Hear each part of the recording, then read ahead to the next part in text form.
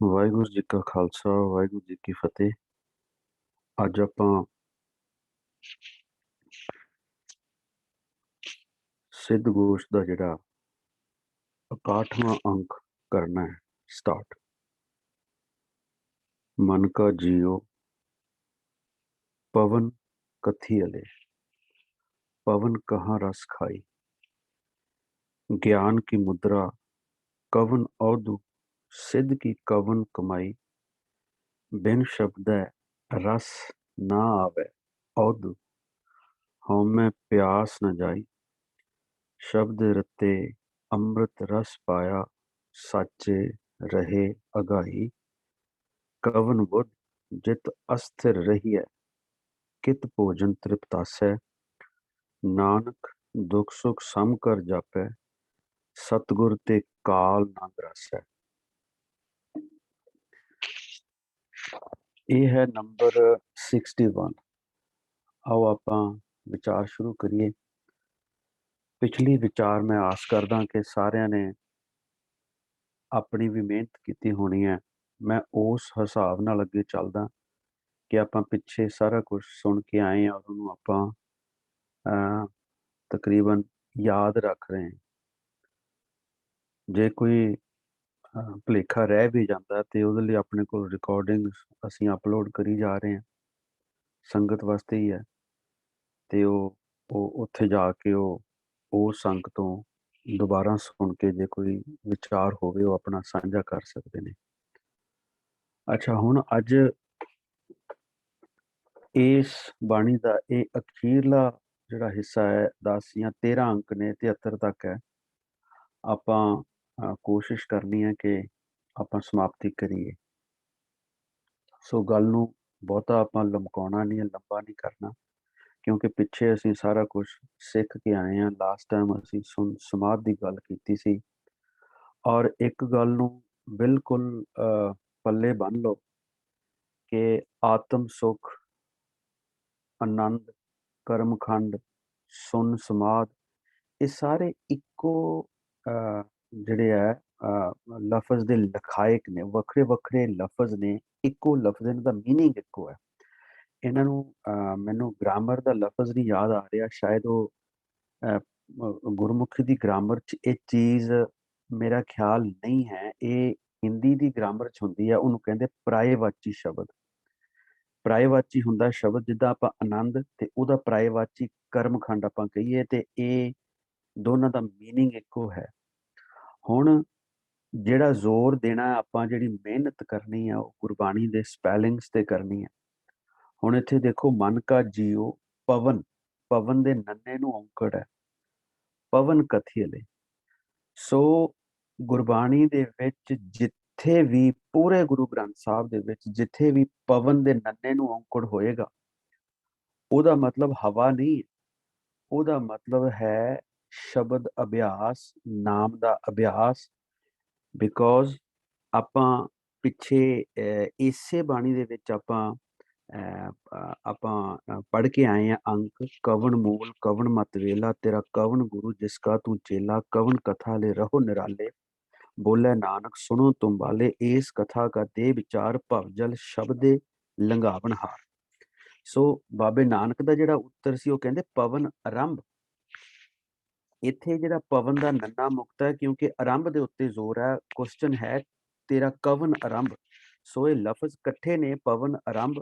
ਆਰੰਭ ਦੇ ਭੱਬੇ ਨੂੰ ਔਂਕੜ ਹੋਏਗਾ ਉਸ ਥਾਂ ਦੇ ਉੱਤੇ, ਪਰ ਉਹਦਾ ਮਤਲਬ ਕੇਵਲ ਤੇ ਕੇਵਲ ਨਾਮ ਅਭਿਆਸ ਹੈ ਕਿ ਮੈਂ ਹਵਾ ਜ਼ੋਰ ਨਾਲ ਆਪਣੇ ਅੰਦਰ ਭਰਦਾ ਔਰ ਹਵਾ ਜ਼ੋਰ ਦੇ ਨਾਲ ਅੰਦਰੋਂ ਬਾਹਰ ਕੱਢਦਾ। ਇਹੀ ਮੇਰਾ ਜੀਵ ਹੈ, ਇਹੀ ਮੇਰਾ ਨਾਮ ਅਭਿਆਸ ਹੈ। ਇਹ ਬਾਬੇ ਨਾਨਕ ਨੇ ਉਹਨਾਂ ਨੂੰ ਜਵਾਬ ਦਿੱਤਾ ਸੀ। ਹੁਣ ਆਪਾਂ ਉਸੇ ਦੇ ਬੇਸ ਦੇ ਉੱਤੇ ਇਹ ਚੀਜ਼ਾਂ ਅੱਗੇ ਵਿਚਾਰਨੀਆਂ ਨੇ, ਔਰ ਇੱਕ ਵਾਰ ਜਿਹੜੀ ਚੀਜ਼ ਕਲੀਅਰ ਹੋ ਗਈ ਹੈ, ਉਹਨੂੰ ਉਸੇ ਤਰ੍ਹਾਂ ਹੀ ਸਾਰੀ ਗੁਰਬਾਣੀ ਦੇ ਵਿੱਚ ਆਪ ਜੀ ਨੇ ਜਿਹੜਾ ਹੈ ਉਹਨੂੰ ਪੜ੍ਹ ਕੇ ਸਮਝਣ ਦੀ ਕੋਸ਼ਿਸ਼ ਕਰਨੀ ਆ। ਸੋ ਮਨ ਕਾ ਜੀਓ ਪਵਨ ਕਥੀ ਲੈ, ਪਵਨ ਕਹਾਂ ਰਸ ਖਾਈ।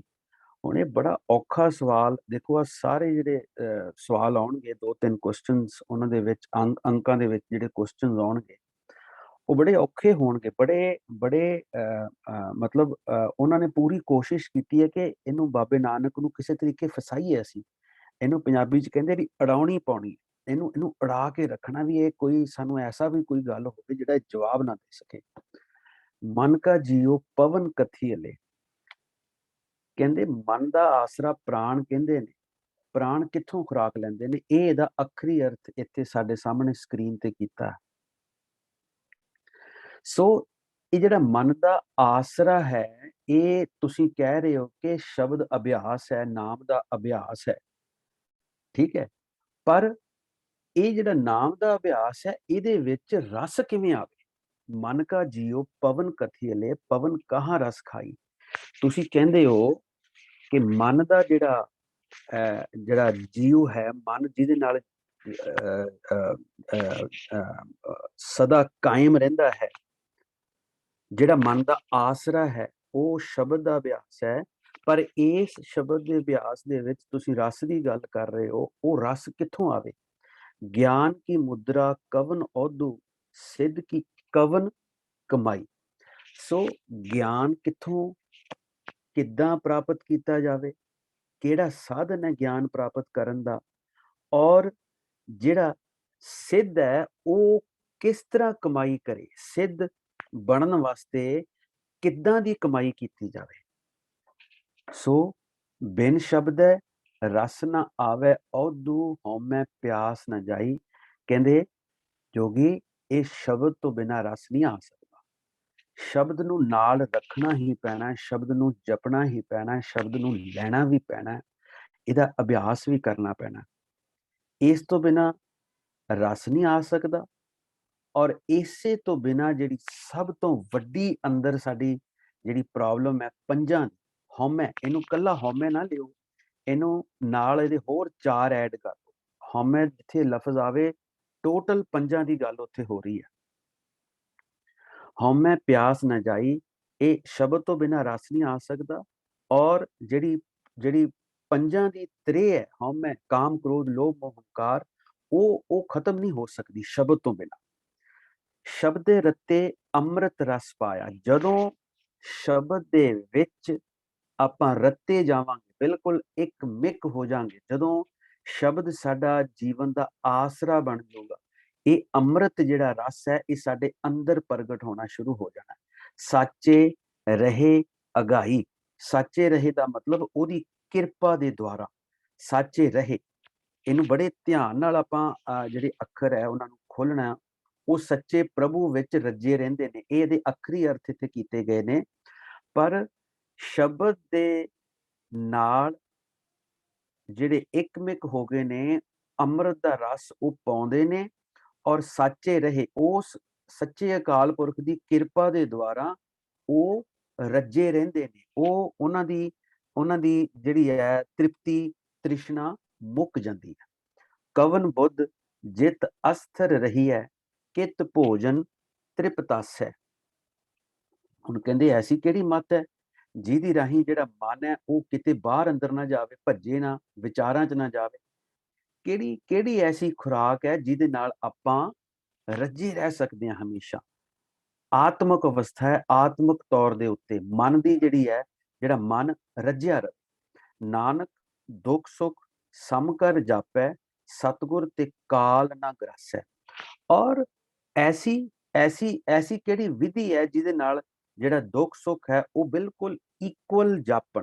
ਹੁਣ ਦੁੱਖ ਦੇ ਖੱਖੇ ਨੂੰ ਔਂਕੜ ਹੈ, ਸੁੱਖ ਦੇ ਖੱਖੇ ਨੂੰ ਔਂਕੜ ਹੈ।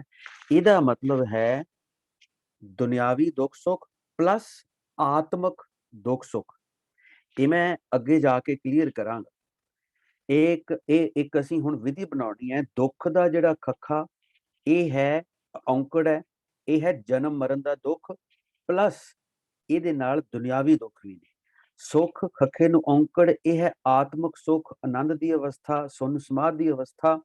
ਪਰ ਇਹਦੇ ਨਾਲ ਦੁਨਿਆਵੀ ਸੁੱਖ ਵੀ ਨੇ ਜਿਹੜੇ ਸਾਨੂੰ ਮਿਲਣੇ ਨੇ, ਜੋ ਸਾਨੂੰ ਬਾਣੀ ਗਿਆਨ ਦਿੰਦੀ ਹੈ ਕਿ ਸਾਨੂੰ ਉਹ ਮੰਗਣ ਦੀ ਲੋੜ ਨਹੀਂ ਹੈ, ਉਹਦੇ ਲਈ ਅਰਦਾਸਾਂ ਕਰਨ ਦੀ ਲੋੜ ਨਹੀਂ ਹੈ, ਉਹ ਬੋਨਸ ਹੈ। ਜੇ ਅਸੀਂ ਉਹ ਸੁੱਖ ਪ੍ਰਾਪਤ ਕਰਦੇ ਹਾਂ ਤੇ ਸਾਨੂੰ ਬਾਕੀ ਵੀ ਜਿਹੜੇ ਦੁਨਿਆਵੀ ਸੁੱਖ ਨੇ ਉਹ ਮਿਲ ਜਾਣ। ਪਰ ਹੁਣ ਇਹਨਾਂ ਨੂੰ ਇਹਨਾਂ ਨੂੰ ਇੱਕ ਐਸੀ ਅਸੀਂ ਅਕਾਲ ਪੁਰਖ ਤੋਂ ਸ਼ਬਦ ਤੋਂ ਗਿਆਨ ਲੈਣਾ ਹੈ, ਔਰ ਉਸ ਗਿਆਨ ਦੇ ਨਾਲ ਅਸੀਂ ਸਮਝਣਾ ਕਿ ਇਹ ਦੁੱਖ ਸੁੱਖ ਜਿਹੜੇ ਨੇ ਇਹਨਾਂ ਨੂੰ ਬਿਲਕੁਲ ਬਰਾਬਰ ਅਸੀਂ ਲੈਵਲ ਤੇ ਲੈ ਕੇ ਆਉਣਾ। ਐਸੀ ਅਵਸਥਾ ਸਟੇਟ ਆਫ ਮਾਈਂਡ ਆਉਣੀ ਹੈ ਕਿ ਦੁੱਖ ਆਵੇ ਸੁੱਖ ਆਵੇ, ਉਹ ਜਿਹੜਾ ਅਭਿਆਸੀ ਹੈ ਉਹ ਅਡੋਲ ਰਹਿੰਦਾ ਹੈ। ਸਤਿਗੁਰ ਤੇ ਕਾਲ ਨਾ ਗ੍ਰਸ ਹੈ, ਔਰ ਉਸ ਅਕਾਲ ਪੁਰਖ ਦੀ ਕਿਰਪਾ ਦੁਆਰਾ, ਸਤਿਗੁਰ ਦੀ ਕਿਰਪਾ ਦੁਆਰਾ ਉਹ ਫਿਰ ਕਾਲ ਦੀ ਪਕੜ ਤੋਂ ਮੁਕਤ ਹੋ ਜਾਂਦਾ ਅਭਿਆਸੀ। ਸੋ ਇਹ ਸੀ ਅੰਕ ਨੰਬਰ 61। ਅੱਛਾ, ਹੁਣ ਕਹਿੰਦੇ ਰੰਗ ਨਾ ਰਾਤਾ ਰਸ ਨਹੀਂ ਮਾਤਾ। ਹੁਣ ਰੰਗ ਨਾ ਰਾਤਾ ਇੱਕ ਸ਼ਬਦ ਹੈ, ਕੱਚਾ ਰੰਗ ਕਸੁੰਭ ਕਾ ਥੋੜੜਿਆਂ ਦਿਨ ਚਾਰ ਜੀ। ਉਹ ਨਾਮ ਦਾ ਰੰਗ ਚੜ੍ਹਦਾ ਪਹਿਲਾਂ ਸਟਾਰਟਿੰਗ ਵੇਲੇ ਜਦੋਂ ਅਭਿਆਸੀ ਕਰਦਾ, ਪਰ ਉਹ ਰੰਗ ਚੜ੍ਹਨ ਦਾ ਜਿਹੜਾ ਹੈ ਉਹ ਪਰਮਾਨੈਂਟ ਸਟੇਜ ਨਹੀਂ ਆ। ਉਹ ਕਿਸੇ ਵੀ ਵੇਲੇ ਜਦੋਂ ਪੰਜ ਹਾਵੀ ਹੋਏ ਉਹ ਜਿਹੜਾ ਮਨ ਹੈ ਉਹ ਡੋਲ ਸਕਦਾ। ਹੁਣ ਰਾਤਾ ਜਿਹੜਾ ਲਫ਼ਜ਼ ਹੈ, ਇਹ ਪਿੱਛੇ ਵੀ ਅਸੀਂ ਅੰਕ ਨੰਬਰ 61 ਚ ਵੀ ਆਇਆ ਲਫ਼ਜ਼ ਇਹ ਰਾਤਾ, ਮਤਲਬ ਇੱਕ ਮਿਕ ਹੋ ਜਾਣਾ, ਰੱਤੇ ਜਾਣਾ, ਇੱਕ ਮਿਕ ਹੋ ਜਾਣਾ। ਜਿਹੜੀ ਅਵਸਥਾ ਦੇ ਵਿੱਚ ਜਾ ਕੇ ਇਹ ਗੁਰਬਾਣੀ ਦਾ ਗਿਆਨ ਆਇਆ, ਇਹਨੂੰ ਕਹਿੰਦੇ ਰੱਤੇ ਜਾਣਾ। ਸੋ ਕਹਿੰਦੇ ਮਿਹਨਤ ਵੀ ਨਹੀਂ ਕੀਤੀ, ਸ਼ਬਦ ਦੀ ਕਮਾਈ ਵੀ ਨਹੀਂ ਕੀਤੀ, ਔਰ ਉਹਦੇ ਰਸ ਦੀ ਮਸਤੀ ਵਿੱਚ ਨਹੀਂ ਆਇਆ। ਰਸ ਨਹੀਂ ਮਾਤਾ, ਮਸਤੀ ਵਿੱਚ ਨਹੀਂ ਆਇਆ। ਕਹਿੰਦੇ ਬਿਨ ਗੁਰ ਸ਼ਬਦ ਹੈ ਜਲ ਬਲ ਤਤ। ਇਸ ਵਾਸਤੇ ਉਹ ਸ਼ਬਦ ਤੋਂ ਬਿਨਾ ਜਿਹੜੇ ਉਹ ਕਾਮ ਕ੍ਰੋਧ ਲੋਭ ਮੋਹ ਹੰਕਾਰ ਵਸ ਵਿੱਚ ਨਹੀਂ ਆਏ। ਰਾਈਟ, ਉਹ ਅੱਗੇ ਬਿਲਕੁਲ ਲਿਖਿਆ ਕਿਸ ਤਰ੍ਹਾਂ ਆਪਾਂ ਇਹ ਮੀਨਿੰਗ ਫਾਈਂਡ ਆਊਟ ਕਰਨੇ। ਦੇਖੋ ਕੈਸੀ ਗੁਰੂ ਸਾਹਿਬ ਦੀ ਕਿਰਪਾ ਹੈ। ਕਹਿੰਦੇ ਗੁਰੂ ਦੇ ਸ਼ਬਦ ਤੋਂ ਬਿਨਾ ਜਲ ਬਲ ਤਾਤਾ, ਉਹ ਕਾਮ ਕ੍ਰੋਧ ਲੋਭ ਮੋਹ ਹੰਕਾਰ ਦੀ ਅੱਗ ਵਿੱਚ ਸੜਦਾ ਰਹੂਗਾ। ਬਿੰਦ ਨਾ ਰਾਖਿਆ ਸ਼ਬਦ ਨਾ ਭਾਖਿਆ। ਹੁਣ ਇਹ ਬੜੀ ਬੜੀ ਗਹਿਰੀ ਗੱਲ ਹੈ। ਬਿੰਦ ਨਾ ਰਾਖਿਆ ਸ਼ਬਦ ਨਾ ਭਾਖਿਆ, ਨਾਮ ਦੀ ਕਮਾਈ ਤੋਂ ਬਿਨਾ ਜਿਹੜਾ ਹੈ ਬੰਦੇ ਦਾ ਕਾਮ ਕੰਟਰੋਲ ਹੀ ਨਹੀਂ ਹੋ ਸਕਦਾ। ਸ਼ਬਦ ਤੋਂ ਬਿਨਾ, ਸਤਿਗੁਰ ਦੇ ਭੈ ਤੋਂ ਬਿਨਾ, ਉਹਦੀ ਕਿਰਪਾ ਤੋਂ ਬਿਨਾ ਇਹ ਕਾਮ ਦਾ ਜਿਹੜਾ ਹੈ ਇਹ ਕੰਟਰੋਲ ਹੀ ਨਹੀਂ ਹੋ ਸਕਦਾ। ਬਿੰਦ ਨਾ ਰੱਖਿਆ, ਕਿਉਂਕਿ ਸ਼ਬਦ ਨਾ ਭਾਖਿਆ, ਸ਼ਬਦ ਨਹੀਂ ਜਪਿਆ, ਤੇ ਇਸ ਕਰਕੇ ਉਹਨੇ ਭਾਵੇਂ ਉਹ ਜੰਗਲਾਂ 'ਚ ਰਹਿ ਰਿਹਾ, ਭਾਵੇਂ ਉਹ ਜਤੀ ਸਤੀ ਬਣ ਗਿਆ, ਤੇ ਉਹ ਕਿਤੇ ਨਹੀਂ ਪਹੁੰਚਿਆ, ਕੋਈ ਉਹਦੀ ਅਵਸਥਾ ਨਹੀਂ ਬਣੀ। ਇਹੀ ਸਾਡੇ ਨਾਲ ਹੋ ਰਿਹਾ। ਅਸੀਂ ਮਿਹਨਤ ਬੜੀ ਕਰਦੇ ਹਾਂ, ਅਸੀਂ ਵੱਖਰੀਆਂ ਵੱਖਰੀਆਂ ਡਰੈਸਾਂ, ਜੋ ਸਾਨੂੰ ਦ੍ਰਿੜਾਇਆ ਜਾਂਦਾ ਵੀ ਆਹ ਚੀਜ਼ ਜ਼ਰੂਰੀ ਹੈ ਜੀ, ਆਹ ਚੀਜ਼ ਜ਼ਰੂਰੀ ਹੈ, ਇੰਨਾ ਨਿਤਨੇਮ ਕਰਨਾ ਹੈ, 5 ਕਕਾਰ ਰੱਖਣੇ ਨੇ, ਪਰ ਉਹ ਅਸੀਂ ਸ਼ਬਦ ਤੇ ਭਾਖਦੇ ਨਹੀਂ। ਤੇ ਜਿਹੜਾ ਉਹਦਾ ਅਸਰ ਸਾਡੇ ਤੇ ਹੋਣਾ ਸ਼ਬਦ ਦਾ, ਉਸ ਤੋਂ ਅਸੀਂ ਵਾਂਝੇ ਰਹਿ ਜਾਂਦੇ। ਬਿੰਦ ਨਾ ਰੱਖਿਆ ਸ਼ਬਦ ਨਾ ਭਾਖਿਆ, ਨਾਮ ਨਹੀਂ ਜਪਿਆ, ਕੋਈ ਉਹਦਾ ਕਾਮ ਨਹੀਂ ਕੰਟਰੋਲ, ਕ੍ਰੋਧ ਮੋਹ ਲੋਭ ਹੰਕਾਰ ਕੁਛ ਵੀ ਨਹੀਂ ਕੰਟਰੋਲ ਹੋਇਆ। ਫਿਰ ਪਵਨ ਨਾ ਸਾਧਿਆ ਸੱਚ ਨਾ ਅਰਾਧਿਆ। ਹੁਣ ਇਹ ਪਵਨ ਮੈਂ ਪਿੱਛੇ ਦੱਸ ਆਇਆ ਵੀ ਇਹ ਨਾਮ ਅਭਿਆਸ ਹੈ। ਸਾਧਿਆ ਮਤਲਬ ਇਹ ਸਿਮਰਿਆ, ਇੱਥੇ ਲਿਖਿਆ ਸਾਧਿਆ ਦਾ ਸਿੱਧਾ ਜਿਹਾ ਮੀਨਿੰਗ ਹੈ ਸਾਧਨਾ ਨਹੀਂ ਕੀਤੀ, ਭਗਤੀ ਨਹੀਂ ਕੀਤੀ। ਪਵਨ ਨਾ ਸਾਧਿਆ, ਨਾਮ ਦੀ ਕਮਾਈ ਨਹੀਂ ਕੀਤੀ, ਸੱਚ ਨਾ ਅਰਾਧਿਆ, ਉਹਦੀ ਅਰਾਧਨਾ ਨਹੀਂ ਕੀਤੀ। ਇੱਕੋ ਹੀ ਗੱਲ ਤੇ ਜ਼ੋਰ ਹੈ ਸਾਰੀ ਗੁਰਬਾਣੀ ਦੇ ਵਿੱਚ, ਦੂਸਰੀ ਕੋਈ ਗੱਲ ਨਹੀਂ ਹੈ। ਬੜੇ ਧਿਆਨ ਨਾਲ ਇਹ ਮੀਨਿੰਗਸ ਦੇਖੋ, ਇਹ ਫਾਈਨਲ ਵੀ ਮੀਨਿੰਗ ਨਹੀਂ ਹੈਗੇ ਵੀ ਅਸੀਂ ਬਹੁਤ ਆਪਣੇ ਆਪ ਨੂੰ ਕਹੀਏ ਵੀ ਅਸੀਂ ਸੱਚੇ ਹਾਂ ਜਾਂ ਅਸੀਂ ਠੀਕ ਹਾਂ। ਇਹ ਕੋਸ਼ਿਸ਼ ਕੀਤੀ ਹੈ, ਗੁਰੂ ਸਾਹਿਬ ਨੇ ਬਖਸ਼ਿਸ਼ ਕੀਤੀ ਹੈ ਗੁਰਮੁਖ ਸੱਜਣਾ ਦੁਆਰਾ, ਸੰਗਤ ਦੁਆਰਾ। ਇਹ ਸਾਰੀ ਸੰਗਤ ਦੀ ਅਸੀਸ ਨਾਲ ਹੋ ਰਿਹਾ। ਸਾਡੇ ਸੰਗੀ ਸਾਥੀ ਜਿਹੜੇ ਸਾਡੇ ਨਾਲ ਇਸ ਵਿੱਚ ਮਦਦ ਕਰਦੇ ਆ ਸਾਡੀ ਬਾਣੀ ਨੂੰ ਖੋਜ ਕਰਨ ਦੇ ਵਿੱਚ, ਉਹਨਾਂ ਦਾ ਬਹੁਤ ਯੋਗਦਾਨ ਹੈ। ਸੋ ਮੈਂ ਗੱਲ ਕਰ ਰਿਹਾ ਸੀ, ਪਵਨ ਦੇ ਨੰਨੇ ਨੂੰ ਔਂਕੜ ਹੈ, ਪਵਨ ਨਾ ਸਾਧਿਆ, ਮਤਲਬ ਸਾਧਨਾ ਨਹੀਂ ਕੀਤੀ, ਸ਼ਬਦ ਦੀ ਸਾਧਨਾ ਨਹੀਂ ਕੀਤੀ, ਸੱਚ ਨਹੀਂ ਅਰਾਧਿਆ, ਉਹਨੇ ਸੱਚ ਨੂੰ ਨਹੀਂ ਅਰਾਧਨਾ ਕੀਤੀ। ਅਕਥ ਕਥਾ ਲੈ ਸਮ ਕਰ ਰਹਿ, ਤਉ ਨਾਨਕ ਆਤਮ ਰਾਮ ਕਉ ਲਹਿ। ਹੁਣ ਅਕਥ ਕਥਾ ਕੀ ਹੈ? ਅਕਥ ਕਥਾ ਹੈ ਹੀ ਉਹਦਾ ਨਾਮ ਹੈ, ਸ਼ਬਦ ਹੈ। ਸਾਰਾ ਕੁਝ ਸਾਡੇ ਵਾਸਤੇ ਸ਼ਬਦ, ਸ਼ਬਦ ਦੀ ਹੀ ਗੱਲ ਬਾਬੇ ਨਾਨਕ ਨੇ ਕੀਤੀ ਹੈ। ਤੇਰਾ ਕਵਣ ਗੁਰੂ ਜਿਸ ਕਾ ਤੂੰ ਚੇਲਾ, ਕਹਿੰਦੇ ਜੀ ਸ਼ਬਦ ਗੁਰੂ ਸੁਰਤ ਧੁਨ ਚੇਲਾ।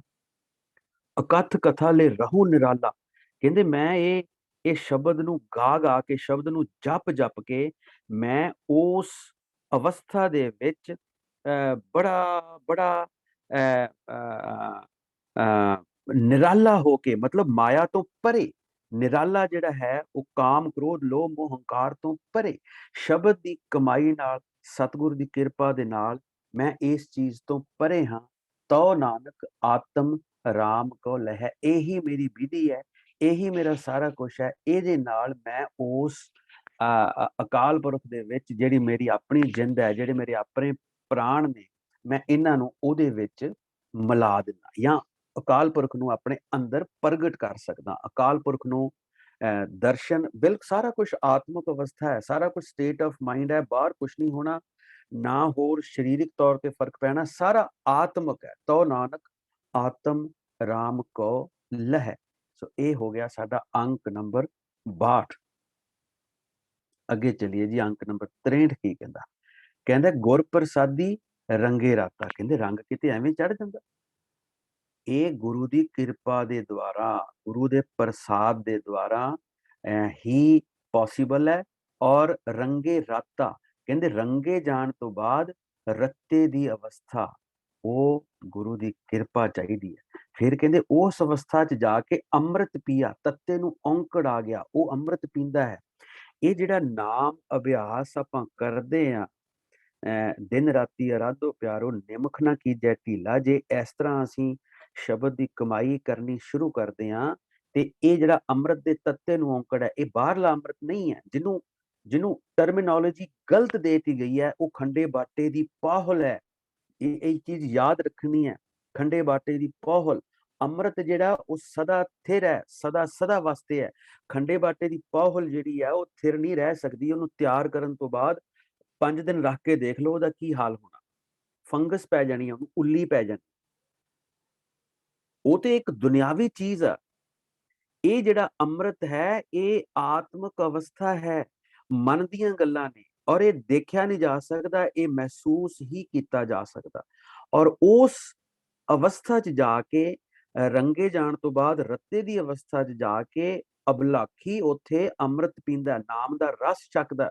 ਸਟੇਟ ਆਫ ਮਾਈਂਡ ਅਗੇਨ ਸਾਚੇ ਮਾਤਾ, ਔਰ ਉਸ ਅਕਾਲ ਪੁਰਖ ਦੇ ਵਿੱਚ ਖੀਵਾ ਹੋਇਆ ਰਹਿੰਦਾ, ਇੱਕ ਮਿਕ ਹੋਇਆ ਰਹਿੰਦਾ, ਮਾਤਿਆ ਰਹਿੰਦਾ, ਮਸਤ ਹੋਇਆ ਰਹਿੰਦਾ। ਗੁਰ ਵਿਚਾਰੀ ਅਗਨ ਨਿਵਾਰੀ, ਇਹ ਗੁਰੂ ਦੀ ਵਿਚਾਰ ਹੀ ਹੈ ਜਿਨੇ ਸਾਰੀ ਇਹ ਅਗਨ ਤ੍ਰਿਸ਼ਨਾ ਦੀ, ਕਾਮ ਕ੍ਰੋਧ ਲੋਭ ਮੋਹ ਹੰਕਾਰ ਮਾਇਆ ਦੀ ਜਿਹੜੀ ਅਗਨ ਨਿਵਾਰ ਦੇਣੀ ਹੈ। ਅਪਿਓ ਪੀਓ, ਅਪਿਓ ਅਗੇਨ ਇਜ਼ ਅੰਮ੍ਰਿਤ। ਅਪਿਓ ਕਹਿਤਾ, ਅੰਮ੍ਰਿਤ ਕਹਿਤਾ। ਅਪਿਓ ਪੀਓ ਆਤਮ ਸੁਖ ਧਾਰੀ। ਕਹਿੰਦੇ ਅੰਮ੍ਰਿਤ ਛਕ ਲਿਆ, ਅੰਮ੍ਰਿਤ ਪੀ ਲਿਆ। ਦੇਖੋ ਕਿੱਥੇ ਜਾ ਕੇ ਸ਼ਬਦ ਵਰਦਾ ਹੈ, ਰੱਤੇ ਜਾਣ ਦੀ ਅਵਸਥਾ ਦੇ ਵਿੱਚ, ਜਿੱਥੇ ਅਕਾਲ ਪੁਰਖ ਅੰਦਰ ਪ੍ਰਕਾਸ਼ ਹੋ ਚੁੱਕਾ ਹੈ, ਔਰ ਨਾਮ ਅਭਿਆਸੀ ਉਸ ਸ਼ਬਦ ਦਾ ਰਸ ਮਾਣ ਰਿਹਾ। ਅਪਿਓ ਪੀਓ ਆਤਮ ਸੁਖ ਧਾਰੀ, ਇਹ ਆਨੰਦ ਦੀ ਅਵਸਥਾ ਹੈ, ਇਹ ਕਰਮਖੰਡ ਦੀ ਅਵਸਥਾ ਹੈ, ਇਹ ਸੁਨ ਸਮਾਧ ਦੀ ਅਵਸਥਾ ਹੈ, ਆਤਮ ਸੁਖ। ਫਿਰ ਕਹਿੰਦੇ ਸੱਚ ਅਰਾਧਿਆ, ਗੁਰੂ ਦੇ ਰਾਹ ਤੇ ਚੱਲ ਕੇ ਇਹ ਸੱਚ ਦੀ ਆਰਾਧਨਾ ਕੀਤੀ, ਨਾਮ ਜਪਿਆ, ਗੁਰਮੁਖੇ ਤਰ ਤਾਰੀ। ਔਰ ਐਸ ਦੁੱਤਰ ਸਾਗਰ ਤੋਂ ਮੈਂ ਗੁਰਮੁਖ ਸਿਸਟਮ ਦੇ ਜ਼ਰੀਏ ਤਰ ਕੇ ਆਇਆ, ਨਿਕਲ ਕੇ ਆਇਆ, ਇਹਨੂੰ ਕ੍ਰਾਸ ਕਰਕੇ ਆਇਆ। ਨਾਨਕ ਬੁੱਝਿਆ ਕੋ ਵਿਚਾਰੀ, ਜਿਹੜਾ ਇਸ ਚੀਜ਼ ਨੂੰ ਬੁੱਝ ਲਏਗਾ। ਇੱਕ ਹੁੰਦਾ ਸਮਝਣਾ, ਇੱਕ ਹੁੰਦਾ ਬੁੱਝਣਾ। ਸਮਝੇ, ਸੂਝੇ, ਪੜ ਬੂਝੇ, ਉਹਦੇ ਚੋਂ ਨਿਕਲਦਾ ਕੀ ਹੈ, ਉਹਦੀ ਐਗਜ਼ਿਸਟ ਕੀ ਹੈ, ਉਹਦਾ ਐਕਸਟ੍ਰੈਕਟ ਕੀ ਹੈ, ਅਸੀਂ ਉਸ ਚੀਜ਼ ਨੂੰ ਅਡਾਪਟ ਕਰਨਾ। ਕਹਿੰਦੇ ਜਿਹੜਾ ਉਹਨੂੰ ਬੁੱਝ ਲਏਗਾ, ਉਹ ਫਿਰ ਵਿਚਾਰਵਾਨ ਹੋਏਗਾ, ਉਹਨੂੰ ਫਿਰ ਅਕਾਲ ਪੁਰਖ ਦਾ ਗੁਰਪ੍ਰਸਾਦ ਮਿਲੇਗਾ ਵੀ ਇਹ ਸ਼ਬਦ ਦਾ ਅਭਿਆਸ ਕਰ। ਇਸੇ ਨਹੀਂ ਤੈਨੂੰ ਰੰਗ ਚਾੜਨਾ, ਇਸੇ ਨਹੀਂ ਤੈਨੂੰ ਰੱਤੇ ਦੀ ਅਵਸਥਾ ਤੱਕ ਪਹੁੰਚਾਉਣਾ, ਇਸੇ ਨਹੀਂ ਤੇਰਾ ਸ਼ਬਦ ਦਾ ਜਿਹੜਾ ਜਪਣਾ, ਉਹਨੂੰ ਅੰਮ੍ਰਿਤ ਬਣਾ ਕੇ ਤੇਰੇ ਅੰਦਰ ਸ਼ਬਦ ਦਾ ਰਸ ਪੈਦਾ ਕਰਨਾ, ਇਸੇ ਨਹੀਂ ਆਤਮ ਸੁਖ ਤੈਨੂੰ ਦੇਣਾ। ਇਹੀ ਸੁਨ ਸਮਾਧ ਤੱਕ ਲੈ ਜਾਏਗਾ, ਇਹੀ ਕਰਮਖੰਡ ਤੱਕ ਲੈ ਜਾਏਗਾ, ਔਰ ਇਹੀ ਦਰਸ਼ਨ ਤੱਕ ਲੈ ਜਾਏਗਾ। ਇਹ ਹੋ ਗਿਆ ਜੀ ਅੰਕ ਨੰਬਰ 63। ਬੜੀਆਂ ਗਹਿਰੀਆਂ ਗੱਲਾਂ ਆ ਰਹੀਆਂ ਨੇ, ਕਿਉਂਕਿ ਸਮਾਪਤੀ ਹੈ ਬਾਣੀ ਦੀ, ਔਰ ਬਾਬੇ ਨਾਨਕ ਨੇ ਕੋਸ਼ਿਸ਼ ਕੀਤੀ ਹੈ ਕਿ ਕਿਰਪਾ ਦੇ ਦੁਆਰਾ, ਅਕਾਲ ਪੁਰਖ ਦੀ ਕਿਰਪਾ ਦੇ ਦੁਆਰਾ ਇੱਕ ਇੱਕ ਲਾਈਨ ਦੇ ਵਿੱਚ, ਇੱਕ ਇੱਕ ਅੰਕ ਦੇ ਵਿੱਚ ਕਈ ਕਈ ਡੂੰਘੀਆਂ ਗੱਲਾਂ ਕਹਿਣ ਦੀ। ਹੁਣ ਅੱਗੇ ਹੈ ਜੀ ਅੰਕ ਨੰਬਰ 64। ਕਹਿੰਦੇ ਇਹ ਮਨ ਮੈਗਲ ਕਹਾਂ ਬਸੀਲੇ ਕਹਾਂ ਬਸੈ ਇਹ ਪਵਨਾ। ਇਹ ਫਿਰ ਅੜਾਉਣ ਦੀ ਕੋਸ਼ਿਸ਼ ਆ ਗਈ। ਦੇਖੋ ਇਹ ਕਹਿੰਦੇ ਇਹ ਜਿਹੜਾ ਮਨ ਮੈਗਲ ਕਹਿੰਦੇ ਮਸਤ ਹਾਥੀ ਹੁੰਦਾ। ਮੈਗਲ ਕਹਿੰਦੇ ਹਾਥੀ ਨੂੰ। ਕਹਿੰਦੇ ਇਹ ਹਾਥੀ ਵਰਗਾ ਮਨ ਹੈ ਜਿਹੜਾ ਇੰਨਾ ਹੰਕਾਰੀ ਹੈ, ਇਹ ਕਹਿੰਦੇ ਰਹਿੰਦਾ ਕਿੱਥੇ ਹੈ। ਔਰ ਜਿਹੜੇ ਤੁਸੀਂ ਇਹ ਪਵਨਾਂ ਦੀ ਪ੍ਰਾਣਾ ਦੀ ਗੱਲ ਕਰਦੇ ਹੋ, ਇਹ ਕਿੱਥੇ ਨੇ। ਕਹਾਂ ਬਸੈ ਸੋ ਸ਼ਬਦ ਔਦੂ ਤਾਕੋ ਚੁੱਕੈ ਮਨ ਕਾ ਭਵਨਾ। ਉਹ ਸ਼ਬਦ ਕਿੱਥੇ ਵਸਦਾ? ਆਪ, ਜਿਹਦੇ ਨਾਲ ਮਨ ਦਾ ਜਿਹੜਾ ਹੈ ਵਿਚਾਰ, ਮਨ ਦੀ ਭਟਕਣਾ ਜਿਹੜੀ ਮੁੱਕ ਜਾਂਦੀ ਹੈ। ਨਦਰ ਕਰੇ ਤਾਂ ਸਤਿਗੁਰ ਮਿਲੇ। ਵਾਹਿਗੁਰੂ ਉਹਦੀ ਕਿਰਪਾ ਹੋ ਜੇ ਤਾਂ ਝਟਪਟ ਹੀ ਉਹਨੇ ਗੁਰਸਿੱਖ ਨੂੰ ਸਤਿਗੁਰ ਨਾਲ ਮੇਲ ਮਿਲਾ ਦੇਣਾ ਹੈ। ਤਾਂ ਨਿਜ ਘਰ ਵਾਸਾ ਇਹ ਮਨ ਪਾਏ। ਤਾਂ ਇਹ ਜਿਹੜਾ ਮਨ ਹੈ ਉਸ ਨਿਜ ਘਰ ਦੇ ਵਿੱਚ ਬਿਲਕੁਲ ਇੱਕ ਹੋਰ ਚੀਜ਼ ਨਾਲ ਐਡ ਕਰ ਲਓ। ਅਖੀਰਲਾ ਸੁੱਖ, ਆਤਮ ਸੁੱਖ, ਆਨੰਦ, ਕਰਮਖੰਡ, ਸੁਨ ਸਮਾਧ ਦੇ ਨਾਲ ਇੱਕ ਹੋਰ ਚੀਜ਼ ਐਡ ਹੋ ਗਈ, ਨਿਜ ਘਰ। ਇਹਦਾ ਵੀ ਮੀਨਿੰਗ ਬਿਲਕੁਲ ਸੇਮ ਹੈ। ਨਿਜ ਘਰ ਮਹਿਲ ਪਾਵੋ ਸੁਖ ਸਹਜੇ ਬਹੁਰ ਨਾ ਹੋਏ ਗੋ ਫੇਰਾ। ਇਹ ਉਹ ਅਵਸਥਾ ਹੈ ਜਿੱਥੇ ਜਾ ਕੇ ਮਨ ਜਿਹੜਾ ਹੈ ਉਹ ਦੁਬਾਰਾ ਜੂਨਾ ਚ ਨਹੀਂ ਆਉਂਦਾ, ਅਜੂਨੀ ਹੋ ਜਾਂਦਾ ਹੈ, ਅਕਾਲ ਪੁਰਖ ਦਾ ਸਰੂਪ ਹੀ ਹੋ ਜਾਂਦਾ ਹੈ। ਆਪੇ ਆਪ ਖਾਏ ਤਾਂ ਨਿਰਮਲ ਹੋਵੇ ਧਾਵਤ ਵਰਜ ਰਹਾਏ। ਇੱਥੇ ਥੋੜੀ ਜੀ ਇੱਕ ਘੁੰਡੀ ਹੈ, ਆਪਾਂ ਉਸ ਚੀਜ਼ ਨੂੰ ਸਮਝਣ ਦੀ ਕੋਸ਼ਿਸ਼ ਕਰਨੀ ਹੈ। ਆਪੇ ਆਪ, ਹੁਣ ਆਪੇ ਆਪ ਕਹਿੰਦੇ ਜਿੱਦਾਂ ਸ਼ੁਰੂ ਚ ਉਹਨਾਂ ਨੇ ਕਿਹਾ ਕਿ ਕਹਾਂ ਬਸੈ ਸੋ ਸ਼ਬਦ ਔਦੂ। ਹੁਣ ਬਸੈ ਮਤਲਬ ਜਿਹੜਾ ਇਹ ਅਭਿਆਸ ਹੈ, ਜਿਹਨੂੰ ਆਪਾਂ ਇਹ ਧੁਨ ਕਹਿ ਦਿੰਦੇ ਆ, ਇਹ ਬਸੈ ਇਹ ਮੈਨੂੰ ਇਉਂ ਪ੍ਰਤੀਤ ਹੋ ਰਿਹਾ ਹੈ ਗੁਰੂ ਵਾਹਿਗੁਰੂ ਕਿ ਅਰਧ ਉਰਧ ਦੇ ਨਾਲ, ਅਭਿਆਸ ਦੇ ਨਾਲ ਮਨ ਕਿਵੇਂ ਵਸ ਆਏਗਾ। ਵਾਹਿਗੁਰੂ ਕਹਾਂ ਬਸੈ ਸੋ ਸ਼ਬਦ ਔਦੂ ਤਾਂ ਕੋ ਚੁੱਕੈ ਮਨ ਕਾ ਭਵਨਾ। ਇਹ ਜਿਹੜਾ ਮਨ ਹੈ ਇਹ ਸ਼ਬਦ ਦੇ ਅਭਿਆਸ ਦੇ ਨਾਲ, ਨਾਮ ਦੀ ਕਮਾਈ ਦੇ ਨਾਲ ਕਿਵੇਂ ਵਸ ਆਵੇਗਾ। ਇਹਦੀ ਸਟੇਟ ਆਫ ਮਾਈਂਡ ਕੈਸੀ ਹੋਏਗੀ ਕਿ ਇਹਦਾ ਜਿਹੜਾ ਭਟਕਣਾ ਖਤਮ ਹੋ ਜੇ। ਕਹਿੰਦੇ ਨਦਰ ਕਰੇ ਤਾਂ ਸਤਿਗੁਰ ਮੇਲੇ। ਕਹਿੰਦੇ ਉਹਦੀ ਕਿਰਪਾ ਦੇ ਦੁਆਰਾ ਉਹ ਆਪ ਹੀ ਉਹਨੇ ਮੇਲ ਦੇਣਾ। ਤਾਂ ਨਿਜ ਘਰ ਵਾਸਾ ਇਹ ਮਨ ਪਾਏ। ਇਹ ਮਨ ਦਾ ਜਿਹੜਾ ਭਟਕਣਾ ਪਾਉਣਾ ਉਦੋਂ ਖਤਮ ਹੁੰਦਾ ਜਦੋਂ ਇਹ ਨਿਜ ਘਰ ਦੇ ਵਿੱਚ ਵਾਸ ਪਾ ਲੈਂਦਾ। ਹੁਣ ਆਪੇ ਆਪ ਖਾਏ ਤਾਂ ਨਿਰਮਲ ਹੋਵੇ ਧਾਵਤ ਵਰਜ ਰਹਾਏ। ਹੁਣ ਆਪੇ ਆਪ ਕੀ ਹੈ? ਕਹਿੰਦੇ ਗੁਰੂ ਦੇ ਹੁਕਮ ਵਿੱਚ ਤੁਰ ਕੇ ਜਦੋਂ ਮਨ ਆਪਣੇ ਆਪ ਨੂੰ ਖਾ ਜਾਂਦਾ ਹੈ। ਠੀਕ, ਇਹ ਕਿਸੇ ਹੱਦ ਤੱਕ, ਕਿਸੇ ਕੋਸ਼ਿਸ਼ ਤੱਕ ਇਹ ਅਰਥ ਠੀਕ ਨੇ, ਬਿਕੋਜ਼ ਇਹਨਾਂ ਨੇ ਇੱਕ ਇਹਨਾਂ ਦਾ ਪ੍ਰੋਜੈਕਟ ਸੀ ਸਾਰੇ ਗੁਰੂ ਗ੍ਰੰਥ ਸਾਹਿਬ ਦਾ, ਭਾਈ ਸਾਹਿਬ ਸਿੰਘ ਹੋਣਾ ਦਾ, ਬੜੇ ਸਤਿਕਾਰਯੋਗ ਨੇ। ਆਪਾਂ ਬਹੁਤ ਸਤਿਕਾਰ ਕਰਦੇ ਹਾਂ ਕਿਉਂਕਿ ਅਸੀਂ ਸ਼ੁਰੂਆਤ ਇੱਥੋਂ ਪੜ੍ਹ ਕੇ ਕੀਤੀ ਹੈ, ਸਾਰਾ ਕੁਝ ਇੱਥੋਂ ਸਮਝ ਕੇ ਬੁੱਝ ਕੇ ਕੀਤਾ। ਹੁਣ ਇਹ ਨਹੀਂ ਹੈ ਕਿ ਮਨ ਆਪਣੇ ਆਪ ਨੂੰ ਆਪੇ ਆਪ ਖਾਏ। ਇਹ ਅਸੀਂ ਕੋਸ਼ਿਸ਼ ਕਰਨੀ ਹੈ। ਇਹਦਾ ਮਤਲਬ ਹੈ ਉਦਮ ਕਰਨਾ। ਸਾਨੂੰ ਸਮਝ ਆ ਰਹੀ ਹੈ ਗਿਆਨ ਦੀ, ਗਿਆਨ ਦੱਸ ਰਿਹਾ ਕਿ ਕਾਮ, ਕ੍ਰੋਧ, ਲੋਭ, ਮੋਹ, ਹੰਕਾਰ ਸ਼ਬਦ ਨਾਲ ਵਸ ਕਰਨੇ ਆ। ਹੁਣ ਆਪ ਹੀ ਆਪਣੀ ਈਗੋ ਖਤਮ ਕਰਨੀ ਹੈ। ਆਪ ਪੱਪੇ ਨੂੰ ਔਂਕੜ, ਇਹ ਹੈ ਹੰਕਾਰ। ਅਸੀਂ ਉਦਮ ਕਰਕੇ ਆਪ ਹੀ ਆਪਣੀ ਈਗੋ ਖਤਮ ਕਰਨੀ ਹੈ। ਆਪ ਕਿਵੇਂ? ਸਮਝ ਕੇ, ਬੁੱਝ ਕੇ, ਗਿਆਨ ਲੈ ਕੇ। ਇਹਦਾ ਫਾਇਦਾ ਤਾਂ ਹੀ ਹੈ, ਤਾਂ ਇਹ ਮਨ ਜਿਹੜਾ ਨਿਰਮਲ ਹੋਏਗਾ। ਨਿਰਮਲ ਹੋਣ ਦਾ ਮਤਲਬ ਇਹ ਵਸ ਜਾਏਗਾ। ਇਹ ਜਿਹੜਾ ਇੱਧਰ ਉੱਧਰ ਭਟਕਦਾ ਹੈ ਮਾਇਆ ਦੇ ਵਿੱਚ, ਇੱਧਰ ਉੱਧਰ ਭੌਂਦਾ ਹੈ, ਉਹਨੂੰ ਇਹ ਵਰਜਿਆ ਜਾਏਗਾ ਉਸ ਸ਼ਬਦ ਦੀ ਕਮਾਈ ਦੇ ਨਾਲ। ਪਰ ਇਹ ਉਦਮ ਕਰਨਾ ਹੀ ਪੈਣਾ ਹੈ। ਹੁਣ ਕਿਉਂ ਮੂਲ ਪਛਾਣੈ ਆਤਮ ਜਾਣੈ, ਕਿਉਂ ਸੱਸ ਘਰ ਸੂਰ ਸਮਾਵੈ। ਕਿੱਡੀ ਵੱਡੀ ਗੱਲ ਹੈ। ਕਹਿੰਦੇ ਕਿ ਇਹ ਚੰਦਰਮੇ ਦੇ ਵਿੱਚ ਸੂਰਜ ਕਿਵੇਂ ਸਮਾਵੇ। ਦੇਖੋ ਬਾਬੇ ਨਾਨਕ ਦੀ ਜਿਹੜੀ ਅਵਸਥਾ ਔਰ ਉਹਨਾਂ ਦੀਆਂ ਗੱਲਾਂ, ਕਿਆ ਬਾਤ। क्या बात है। मूल का मतलब है, मूल दे लल्ले पौंकड़ है, इत्थे मूल का मतलब है अकाल पुरख परमात्मा। कहते उस परमात्मा नू मैं किवें बंदगी करा, किस तरह बंदगी करा उसकी, किस तरह आत्म नू जाना, और ये किस तरह पॉसीबल होवे कि चंद्रमा दे घर सूरज टिके। हुण इत्थे चंद्रमा जिहड़ा है, ये चंद्रमा है बंदा, और सूर है उस अकाल पुरख दा प्रकाश। कि इस शरीर दे अंदर ससे नू सिहारी, इस शरीर दे अंदर उस परमात्मा दा प्रकाश किवें होवे। कहंदे गुरमुखे हउमੈ विचों खोवै, तो नानक सहज समावै। कहंदे ਉਹ ਦੱਸ ਤੇ ਦਿੱਤਾ। ਗੁਰਮੁਖ ਸਿਸਟਮ ਦੇ ਵਿੱਚ ਆਉਣਾ ਪਊਗਾ, ਇੱਕ ਨੂੰ ਮੰਨਣਾ ਪਊਗਾ, ਇੱਕ ਨਾਲ ਪ੍ਰਤੀਤ ਰੱਖਣੀ ਪਊਗੀ, ਇੱਕ ਦੁਆਰਾ ਦੀਖਿਤ ਹੋਣਾ ਪਊਗਾ। ਦੀਖਿਆ ਦਾ ਮਤਲਬ ਹੈ ਕਮਿਟਮੈਂਟ, ਇੱਕ ਅਕਾਲ ਪੁਰਖ ਨਾਲ ਕਮਿਟਮੈਂਟ, ਔਰ ਇੱਕ ਨੂੰ ਜਪਣਾ ਪਊਗਾ। ਕਹਿੰਦੇ ਐਸੇ ਸਿਸਟਮ ਦੇ ਜ਼ਰੀਏ ਹਉਮੈ ਕਾਮ ਕ੍ਰੋਧ ਲੋਭ ਮੋਹ ਹੰਕਾਰ ਮਾਇਆ ਵਿੱਚੋਂ ਖੋਵੈ, ਤਾਂ ਕਹਿੰਦੇ ਫਿਰ ਕੀ ਹੋਊਗਾ, ਬੜੇ ਆਰਾਮ ਦੇ ਨਾਲ ਕਹਿੰਦੇ ਉਹ ਸਹਿਜ ਅਵਸਥਾ ਦੇ ਵਿੱਚ, ਕਰਮਖੰਡ ਦੀ ਅਵਸਥਾ ਦੇ ਵਿੱਚ, ਆਨੰਦ ਦੀ ਅਵਸਥਾ ਦੇ ਵਿੱਚ, ਆਤਮਿਕ ਸੁਖ ਦੀ ਅਵਸਥਾ ਦੇ ਵਿੱਚ, ਆਤਮ ਅਵਸਥਾ ਦੇ ਵਿੱਚ ਇਹ ਮਨ ਜਿਹੜਾ ਹੈ ਪਹੁੰਚ ਜਾਏਗਾ। ਇੱਥੇ ਹੋ ਗਿਆ ਅੰਕ ਨੰਬਰ 64। ਅੱਗੇ ਚਲਿਏ ਜੀ, अंक नंबर 65। आओ जी करिए दर्शन। ये मन निश्चल हृदय वसीले गुरमुखे मूल पछाण। कहते ये जिहड़ा मन है उस अकाल पुरख की किरपा दे नाल ये टिक गया, उस अकाल पुरख की बंदगी दे नाल ये टिक गया, ये वस आ गया, ये विच इधर उधर भटक नहीं रहा। ते गुरमुख सिस्टम दे जरिए मैं उस अकाल पुरख नू हिरदे दे विच ध्याउंदा है, आराधदा है।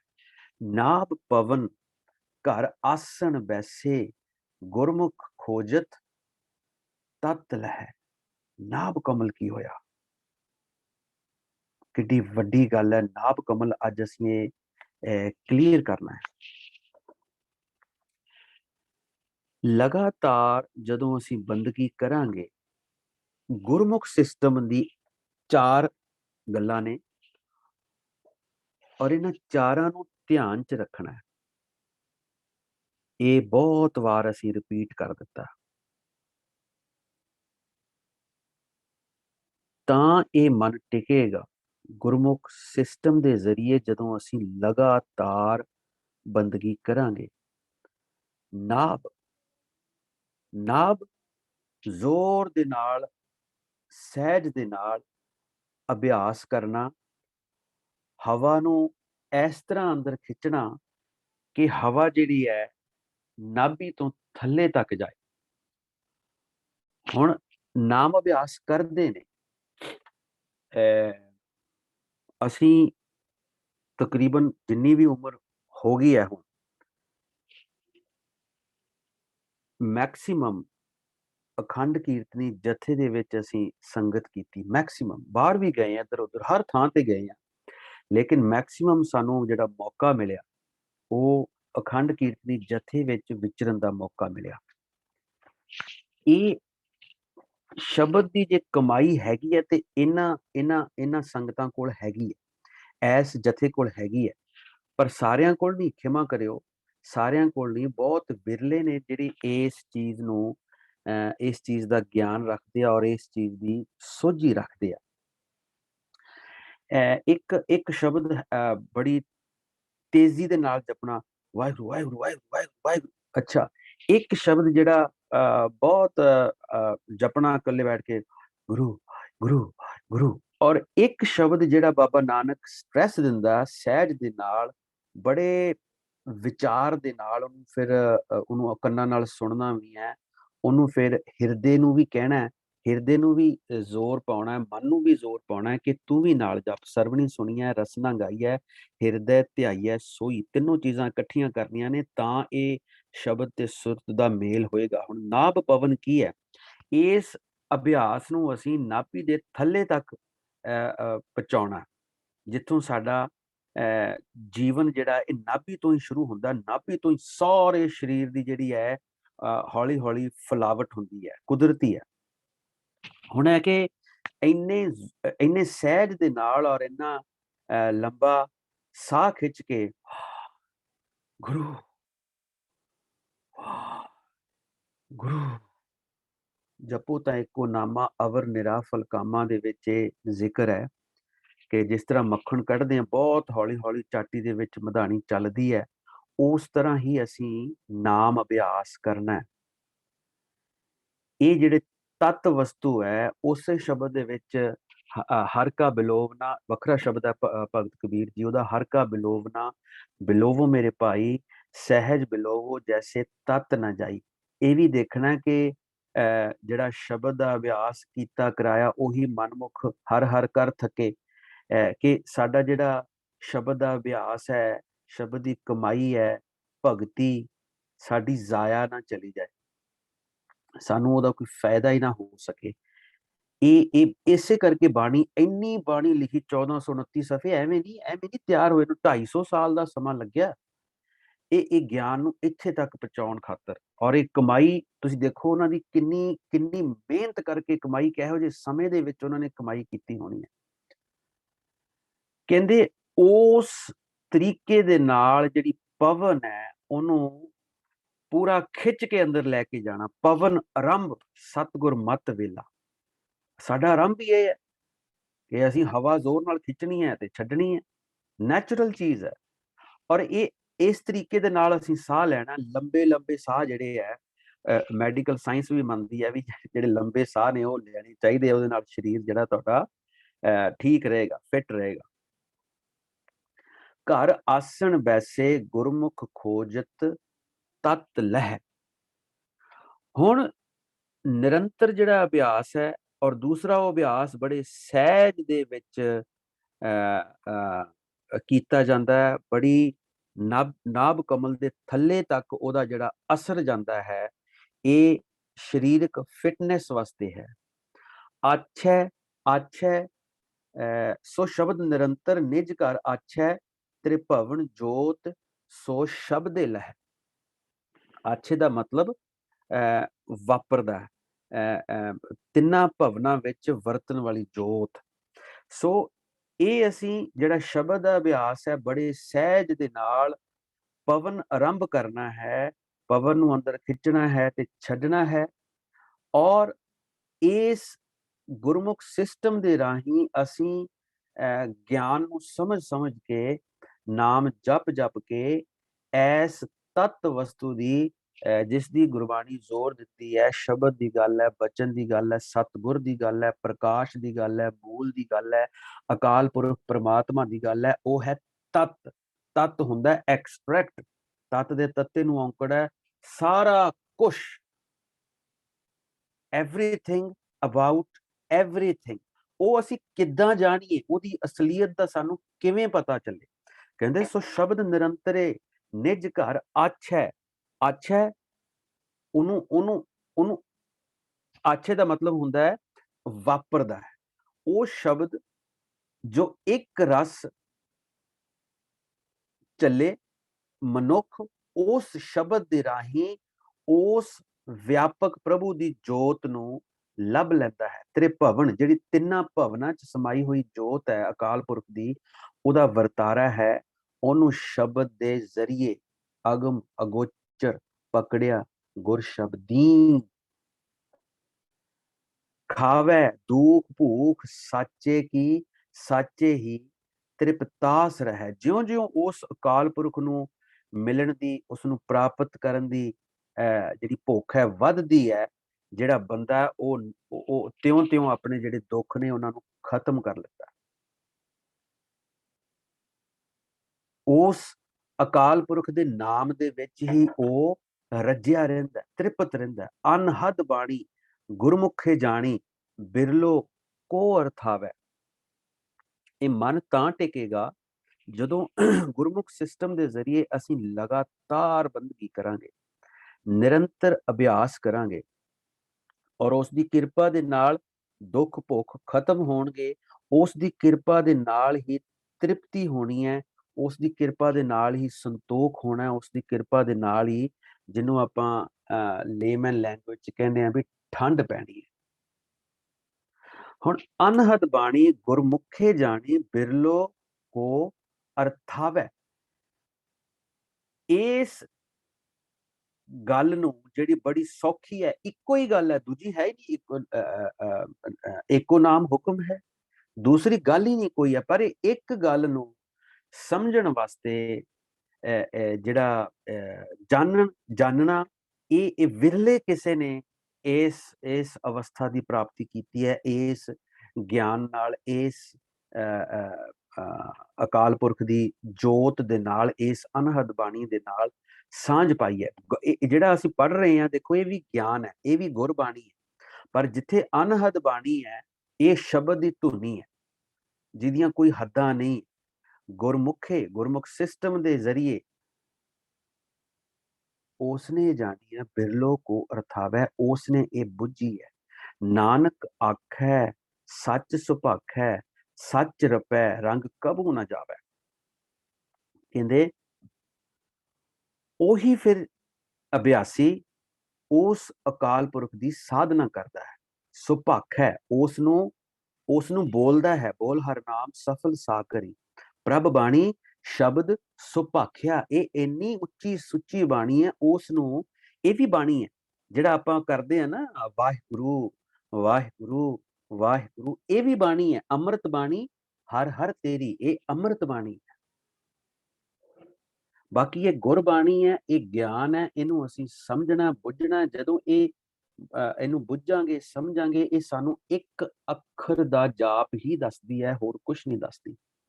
ਕਹਿੰਦੇ ਉਹ ਫਿਰ ਅਭਿਆਸੀ ਸੱਚੇ ਪ੍ਰਭੂ ਨੂੰ ਸਿਮਰਦਾ ਹੈ, ਸੱਚ ਵਿੱਚ ਰੰਗਿਆ ਰਹਿੰਦਾ ਹੈ, ਉਸ ਦਾ ਰੰਗ ਕਦੇ ਉਤਰਦਾ ਨਹੀਂ। ਸੱਚੇ ਰੱਪੈ, ਕਹਿੰਦੇ ਉਹ ਰੱਪੇ ਦਾ ਮਤਲਬ ਹੁੰਦਾ ਜਿੱਦਾਂ ਕੰਧ ਨੂੰ ਰੱਪਣਾ।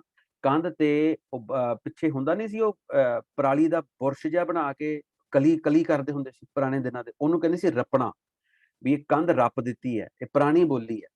ਸੱਚ ਰਪੈ, ਉਹ ਫਿਰ ਜਿਹੜਾ ਐਸਾ ਰੰਗ ਸੀ ਸੱਚੇ ਨਾਮ ਦਾ, ਉਹ ਜਦੋਂ ਨਾਮ ਜਪਿਆ,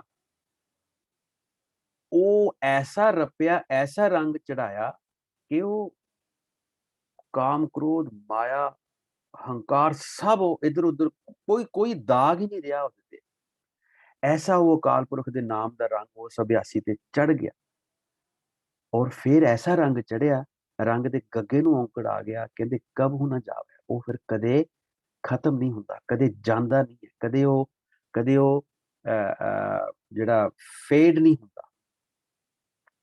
ਅੰਕ ਨੰਬਰ 66।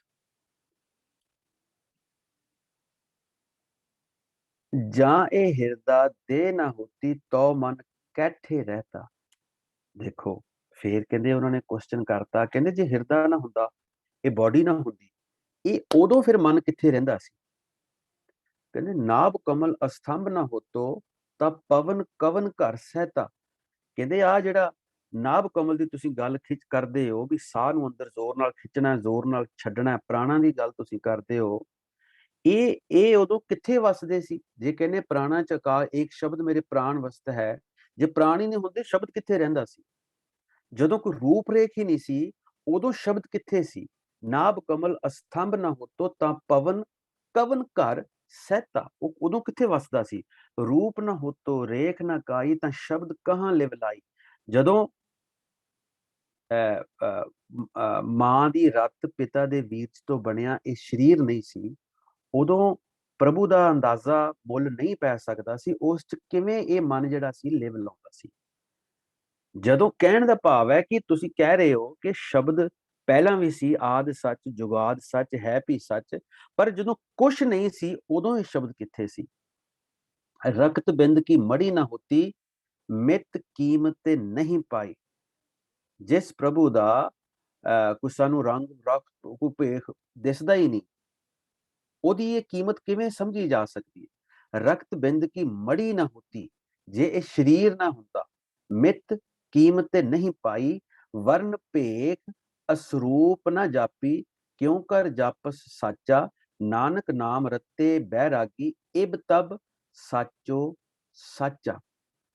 ਕਹਿੰਦੇ ਉਸ ਜਿਹਦੀ ਤੁਸੀਂ ਗੱਲ ਕਰਦੇ ਹੋ ਸਦਾ ਕਾਇਮ ਰਹਿਣ ਵਾਲੇ ਅਕਾਲ ਪੁਰਖ ਦੀ, ਉਹਨੂੰ ਕਿਵੇਂ ਲਿਖਿਆ ਜਾਂਦਾ ਸੀ ਜਦੋਂ ਉਹਦਾ ਪਤਾ ਹੀ ਨਹੀਂ ਸੀ। ਨਾਨਕ ਨਾਮ ਰਤੇ ਬੈਰਾਗੀ, ਕਹਿੰਦੇ ਜਿਹੜਾ ਨਾਮ ਦੇ ਵਿੱਚ ਰਤਿਆ ਹੈ, ਜਿਹੜਾ ਵੈਰਾਗਵਾਨ ਹੈ, ਬੈਰਾਗੀ, ਜਿਨੇ ਰੰਗਾਂ ਰਸਾਂ ਤੋਂ ਦੁਨਿਆਵੀ ਮੂੰਹ ਉਧਰੋਂ ਮੂੰਹ ਮੋੜ ਲਿਆ, ਕਾਮ ਕ੍ਰੋਧ ਲੋਭ ਮੋਹ ਹੰਕਾਰ ਮਾਇਆ ਜਿਹਨੂੰ ਪੋ ਨਹੀਂ ਸਕਦੀ, ਉਹ ਬੈਰਾਗੀ। ਇਹ ਤਬ ਸਾਚੋ ਸਾਚਾ, ਉਸ ਨੂੰ ਹਰ ਵੇਲੇ ਉਸ ਦੀ ਮੌਜੂਦਗੀ, ਉਸ ਦਾ ਅਹਿਸਾਸ ਪ੍ਰਤੀਤ ਹੁੰਦਾ ਹੈ, ਜਿਹੜਾ ਨਾਮ ਦੇ ਵਿੱਚ ਰਤਿਆ ਹੋਵੇ, ਜਿਹੜਾ ਨਾਮ ਦੇ ਵਿੱਚ ਗੜੂੰਦ ਹੋਵੇ। ਗੜੂੰਦ ਇਹ ਪੰਜਾਬੀ ਦੇ ਪੁਰਾਣੇ ਲਫ਼ਜ਼ ਨੇ। ਅੱਗੇ ਆ ਜਾਓ ਜੀ, ਨੰਬਰ 67, ਹਿਰਦਾ ਦੇ ਨਾ ਹੁੱਤੀ ਔਦੂ, ਤੋ ਮਨ ਸੁਨ ਰਹਿ ਬੈਰਾਗੀ। ਕਹਿੰਦੇ ਜਦੋਂ ਨਾ ਹਿਰਦਾ ਸੀ ਨਾ ਸਰੀਰ ਸੀ, ਇਹ ਜਿਹੜਾ ਮਨ ਸੀ ਇਹ ਸੁੰਨ ਅਵਸਥਾ ਵਿੱਚ ਸੀ, ਉਦੋਂ ਮੌਜੂਦ ਸੀ ਲੇਕਿਨ ਸੁੰਨ ਅਵਸਥਾ ਦੇ ਵਿੱਚ ਸੀ। ਨਾਭ ਕਮਲ ਅਸਥੰਭ ਨਾ ਹੋਤੋ, ਨਿਜ ਘਰ ਬਸਤੋ ਪਵਨ ਅਨਰਾਗੀ। ਜਦੋਂ ਇਹ ਜਿਹੜੀ ਨਾਭ ਚੱਕਰ ਰੂਪ ਥੰਮੀ, ਅਸੀਂ ਸਰੀਰ ਦੀ ਗੱਲ ਕਰ ਰਹੇ ਹਾਂ, ਜਦੋਂ ਇਹ ਕੁਛ ਨਹੀਂ ਸੀ ਉਦੋਂ ਮੌਜੂਦ ਸੀ ਨਿਜ ਘਰ, ਆਪਣੇ ਘਰ ਦੇ ਵਿੱਚ, ਉਸ ਮਹਲ ਦੇ ਵਿੱਚ, ਉਸ ਅਵਸਥਾ ਦੇ ਵਿੱਚ ਵੀ ਇਹ ਸ਼ਬਦ ਜਿਹੜਾ ਮੌਜੂਦ ਸੀ। ਰੂਪ ਨਾ ਰੇਖਿਆ ਜਾਤ ਨਾ ਹੋਤੀ, ਤੋ ਅਕੁਲੀਨ ਰਹਿਤੋ ਸ਼ਬਦ ਸੁਸਾਰ। ਵਾਹਿਗੁਰੂ ਵਾਹਿਗੁਰੂ। ਹਿਰਦਾ ਦੇ ਨਾ ਹੋਤੀ ਔਦੂ, ਤੋ ਮਨ ਸੁਨ ਰਹਿ ਬੈਰਾਗੀ, ਸੁਨ ਵਿੱਚ ਸੀ। ਨਾਭ ਕਮਲ ਅਸਥੰਭ ਨਾ ਹੋਤੋ, ਨਿਜ ਘਰ ਬਸਤੋ ਪਵਨ ਰਾਗੀ। ਭਾਵੇਂ ਸਰੀਰ ਰਕਤ ਬਿੰਦ ਦਾ ਸਰੀਰ ਨਹੀਂ ਸੀ, ਮਨ ਕੁਝ ਹੋਂਦ ਹੀ ਨਹੀਂ ਸੀ ਬੰਦੇ, ਪਰ ਉਦੋਂ ਵੀ ਇਹ ਜਿਹੜਾ ਸ਼ਬਦ ਮੌਜੂਦ ਸੀ। ਰੂਪ ਨਾ ਰੇਖਿਆ ਜਾਤ ਨਾ ਹੋਤੀ, ਤੋ ਅਕੁਲੀਨ ਰਹਿਤੋ ਸ਼ਬਦ ਸੁਸਾਰ। ਉਹ ਸ਼ਬਦ ਰੂਪ ਹੈ। ਅਨਰਾਗੀ ਮਾਇਆ ਤੋਂ ਪਰੇ, ਧੁਨ ਨੂੰ ਦੇਖ ਨਹੀਂ ਸਕੀਦਾ। ਧੁਨ ਦੇ ਵਿੱਚ ਜਿਹੜਾ ਮਨ ਹੈ, ਆਨੰਦ, ਕੋਈ ਧੁਨ ਵੱਜਦੀ ਹੋਵੇ ਆਪਾਂ ਉਹਨੂੰ ਦੇਖ ਥੋੜਾ ਸਕਦੇ ਹਾਂ, ਉਹਨੂੰ ਆਪਾਂ ਮਹਿਸੂਸ ਕਰ ਸਕਦੇ ਹਾਂ, ਉਹਦਾ ਆਨੰਦ। ਕੋਈ ਵਧੀਆ ਜੀ ਟਿਊਨ, ਵਾਹ ਵੀ ਵਾਹ, ਆਨੰਦ ਆ ਗਿਆ। ਕੋਈ ਵਾਜੇ ਤੇ ਵੱਜੀ, ਕੋਈ ਗਿਟਾਰ ਤੇ ਵਜਾਈ, ਕਿਸੇ ਤੰਤੀ ਸਾਜ਼ ਤੇ ਵਜਾਈ, ਉਹ ਕਹਿੰਦੇ ਜੀ ਆਨੰਦ ਆ ਗਿਆ। ਰੂਪ ਨਾ ਰੇਖਿਆ ਜਾਤ ਨਾ ਹੋਤੀ, ਤਉ ਅਕੁਲੀਨ ਰਹਿਤੋ ਸ਼ਬਦ ਸੁਸਾਰ। ਜਦੋਂ ਕੁਛ ਨਹੀਂ ਸੀ ਉਦੋਂ ਉਹ ਜਿਹੜਾ ਸ਼ਬਦ ਹੈ, ਜਿਹੜੀ ਸ਼ਬਦ ਦੀ ਧੁਨ ਹੈ, ਉਹ ਮੌਜੂਦ ਸੀ। ਉਸੇ ਧੁਨ ਦੇ ਵਿੱਚ ਅਕਾਲ ਪੁਰਖ ਦਾ ਵਾਸਾ ਸੀ। ਗੌਣ ਗਗਨ ਜਪ ਤਬੇ ਨਾ ਹੋਤੋ, ਤ੍ਰਿਭਵਨ ਜੋਤ ਆਪੇ ਨਿਰੰਕਾਰ। ਜਦੋਂ ਇਹ ਗੌਣ ਗਗਨ ਦਾ ਹੁਣ ਮਤਲਬ ਲਾ ਲਓ ਗਰੁੱਪ ਆਫ ਗੈਲੈਕਸੀਜ਼, ਜਦੋਂ ਇਹ ਕੁਛ ਵੀ ਨਹੀਂ ਸੀਗਾ, ਉਹ ਤਿੰਨਾਂ ਭਵਨਾਂ 'ਚ ਵਰਤਣ ਵਾਲੀ ਜੋਤ ਆਪ ਹੀ ਸੀ। ਵਰਨ ਭੇਖ ਅਸਰੂਪ ਸੋ ਏਕੋ, ਏਕੋ ਸ਼ਬਦ ਵਿਡਾਣੀ। ਇੱਕੋ ਸ਼ਬਦ ਪ੍ਰਭੂ ਹੀ ਸੀ। ਨਾ ਕੋਈ ਵਰਨ ਸੀ, ਨਾ ਕੋਈ ਭੇਖ ਸੀ, ਨਾ ਹੋਰ ਕੁਛ ਸੀ। ਇੱਕੋ ਅਕਾਲ ਪੁਰਖ, ਅਕਾਲ ਪੁਰਖ ਦਾ ਸ਼ਬਦ, ਔਰ ਉਹ ਇੱਕ ਮਿਕ ਹੋਏ ਸੀ। ਸਾਚ ਬਿਨਾ ਸੂਚਾ ਕੋ ਨਾਹੀ, ਨਾਨਕ ਅਕਥ ਕਹਾਣੀ। ਉਸ ਸਦਾ ਕਾਇਮ ਰਹਿਣ ਵਾਲੇ ਅਕਾਲ ਪੁਰਖ ਤੋਂ ਬਿਨਾ, ਜਿਸ ਦਾ ਕੋਈ ਸਹੀ ਸਰੂਪ ਬਿਆਨ ਨਹੀਂ ਕੀਤਾ ਜਾ ਸਕਦਾ, ਕੋਈ ਵੀ ਮਨੁੱਖ ਉਸ ਦੀ ਪਕੜ ਸੁੱਚਾ ਨਹੀਂ ਹੈ। ਉਸ ਦੀ ਪਹੁੰਚ ਤੱਕ ਕਿਸੇ ਦਾ ਵੱਸ ਨਹੀਂ ਹੈ ਵੀ ਉੱਥੋਂ ਤੱਕ ਪਹੁੰਚ ਸਕੇ। ਸਾਚ ਬਿਨਾ, ਉਸ ਦੀ ਅਕਾਲ ਪੁਰਖ ਦੀ ਰਹਿਮਤ ਤੋਂ ਬਿਨਾ, ਸਾਚ ਬਿਨਾ, ਸਾਚੇ ਬਿਨ, ਉਸ ਦੀ ਕਿਰਪਾ ਤੋਂ ਬਿਨਾ ਕੋਈ ਸੁੱਚਾ ਨਹੀਂ ਹੋ ਸਕਦਾ। ਸੁੱਚਾ ਇੱਕ ਤੇ ਦੁਨਿਆਵੀ ਅਰਥ ਹੈ ਸੁੱਚਾ, ਸੁੱਚਾ ਜਿਹੜਾ ਉੱਥੋਂ ਤੱਕ ਪਹੁੰਚਦਾ ਹੈ। ये हो गया अंक नंबर 67। सूचा सूचा लाओ भी माया तो परे, एक एक आत्मक अवस्था है, स्टेट ऑफ माइंड है। सूचा ये नहीं भी नहा धो के बह गया तो सुच्चा हो गया, वो नहीं है। मन ने सुच्चा होना है। मन जो माया तो परे चला गया उदों ये ਜਿਹੜਾ ਸੁੱਚਾ ਹੈ ਉਦੋਂ ਇਹ ਸਟੇਟ ਆਫ ਮਾਈਂਡ ਮਨ ਦੀ ਬਣਦੀ ਹੈ ਅਵਸਥਾ। ਅੱਗੇ ਕਿਤ ਕਿਤ ਬਿਦ ਜਗ ਉਪਜੈ ਪੁਰਖਾ, ਕਿਤ ਕਿਤ ਦੁਖ ਬਿਨ ਸਜਾਈ। ਹੁਣ ਇੱਥੇ ਪੁਰਖਾ ਕਹਿਤਾ, ਉਹ ਸਰੈਂਡਰ ਕਰ ਰਹੇ ਹੁਣ ਬਾਬੇ ਨਾਨਕ ਦੇ ਅੱਗੇ। ਪਹਿਲਾਂ ਬਾਲਾ ਕਹਿੰਦੇ ਸੀ, ਗੁੱਸੇ ਵੀ ਹੁੰਦੇ ਸੀ, ਹੁਣ ਇੱਥੇ ਉਹਨਾਂ ਨੇ ਪੁਰਖਾ ਐਲਾਨ ਕਰ ਦਿੱਤਾ, ਸਰੈਂਡਰ ਕਰ ਦਿੱਤਾ। ਬਾਣੀ ਖਤਮ ਹੋਣ ਵਾਲੀ ਹੈ, ਥੋੜੇ ਜਿਹੇ ਅੰਕ ਰਹਿੰਦੇ ਨੇ। ਕਹਿੰਦੇ ਇਹ ਜਗਤ ਜਿਹੜਾ ਹੈ ਕਿਸ ਵਿਧੀ ਨਾਲ ਬਣਦਾ ਹੈ, ਕਿਸ ਤਰ੍ਹਾਂ ਇਹ ਉਪਜਦਾ, ਤੇ ਕਿਸ ਤਰ੍ਹਾਂ ਇਹ ਜਿਹੜਾ ਦੁੱਖ ਹੈ ਵਿਛੋੜੇ ਦਾ ਇਹ ਵਿੱਚ ਪੈਂਦਾ, ਤੇ ਕਿੱਦਾਂ ਫਿਰ ਇਹ ਖਤਮ ਹੋ ਜਾਂਦਾ। ਹਉਮੈ ਵਿੱਚ ਜਗ ਉਪਜੈ ਪੁਰਖਾ, ਇਹ ਸਾਰਾ ਕੁਝ ਕਹਿੰਦੇ ਮਾਇਆ ਦੇ ਵਿੱਚ ਹੈ, ਪੰਜਾਂ ਦੇ ਵਿੱਚ ਹੈ। ਤੇ ਜਦੋਂ ਅਸੀਂ ਨਾਮ ਨੂੰ ਵਿਸਾਰ ਦਿੰਨੇ ਆ, ਉਦੋਂ ਇਹ ਜਿਹੜੇ ਵਿਛੋੜੇ ਦੇ ਦੁੱਖ ਨੇ ਜਾਂ ਹੋਰ ਦੁਨਿਆਵੀ ਦੁੱਖ ਨੇ, ਇਹ ਸਾਨੂੰ ਆਣ ਘੇਰਦੇ ਆ। ਗੁਰਮੁਖੇ ਹੋਵੇ ਸੋ ਗਿਆਨ, ਤਤ ਵਿਚਾਰੈ ਹਉਮੈ ਸ਼ਬਦ ਜਲਾਏ। ਕਹਿੰਦੇ ਇਸ ਸਿਸਟਮ ਦੇ ਵਿੱਚ ਆਉਣਾ ਪਊਗਾ, ਇੱਕ ਦੇ ਸਿਸਟਮ ਦੇ ਵਿੱਚ ਆਉਣਾ ਪਊਗਾ। ਉਹ ਫਿਰ ਗਿਆਨ ਤਤ ਵਿਚਾਰੈ, ਇੱਕ ਉਹ ਆਤਮਿਕ ਗਿਆਨ, ਔਰ ਇੱਕ ਉਸ ਅਕਾਲ ਪੁਰਖ ਦੀ ਵਿਚਾਰ। ਕਿਸ ਤਰ੍ਹਾਂ? ਹਉਮੈ ਸ਼ਬਦ ਜਲਾਏ, ਕਹਿੰਦੇ ਉਹ ਸ਼ਬਦ ਦੇ ਰਾਹੀਂ ਸਾਰਾ ਕੁਝ ਖਤਮ ਕਰਕੇ, ਮਾਇਆ ਨੂੰ ਖਤਮ ਕਰਕੇ ਉਹ ਉਸ ਤਤ ਦੇ ਵਿੱਚ ਲੀਨ ਹੋ ਜਾਂਦਾ ਹੈ। ਤਨ ਮਨ ਨਿਰਮਲ, ਨਿਰਮਲ ਬਾਣੀ ਸਾਚੈ ਰਹਿ ਸਮਾਏ। ਉਸਦਾ ਤਨ, ਉਸਦਾ ਮਨ ਐਨ ਨਿਰਮਲ ਹੋ ਜਾਂਦਾ, ਪਵਿੱਤਰ ਹੋ ਜਾਂਦਾ, ਸਾਫ਼ ਹੋ ਜਾਂਦਾ। ਉਸ ਦੀ ਜਿਹੜੀ ਬਾਣੀ ਆ ਉਹ ਵੀ ਨਿਰਮਲ ਹੋ ਜਾਂਦੀ ਹੈ। ਸਾਚੈ ਰਹਿ ਸਮਾਏ, ਤਾਂ ਉਹ ਜਾ ਕੇ ਉਹਦਾ ਜਿਹੜਾ ਮਨ ਹੈ ਉਸ ਅਕਾਲ ਪੁਰਖ ਦੇ ਵਿੱਚ ਟਿਕ ਜਾਂਦਾ ਹੈ।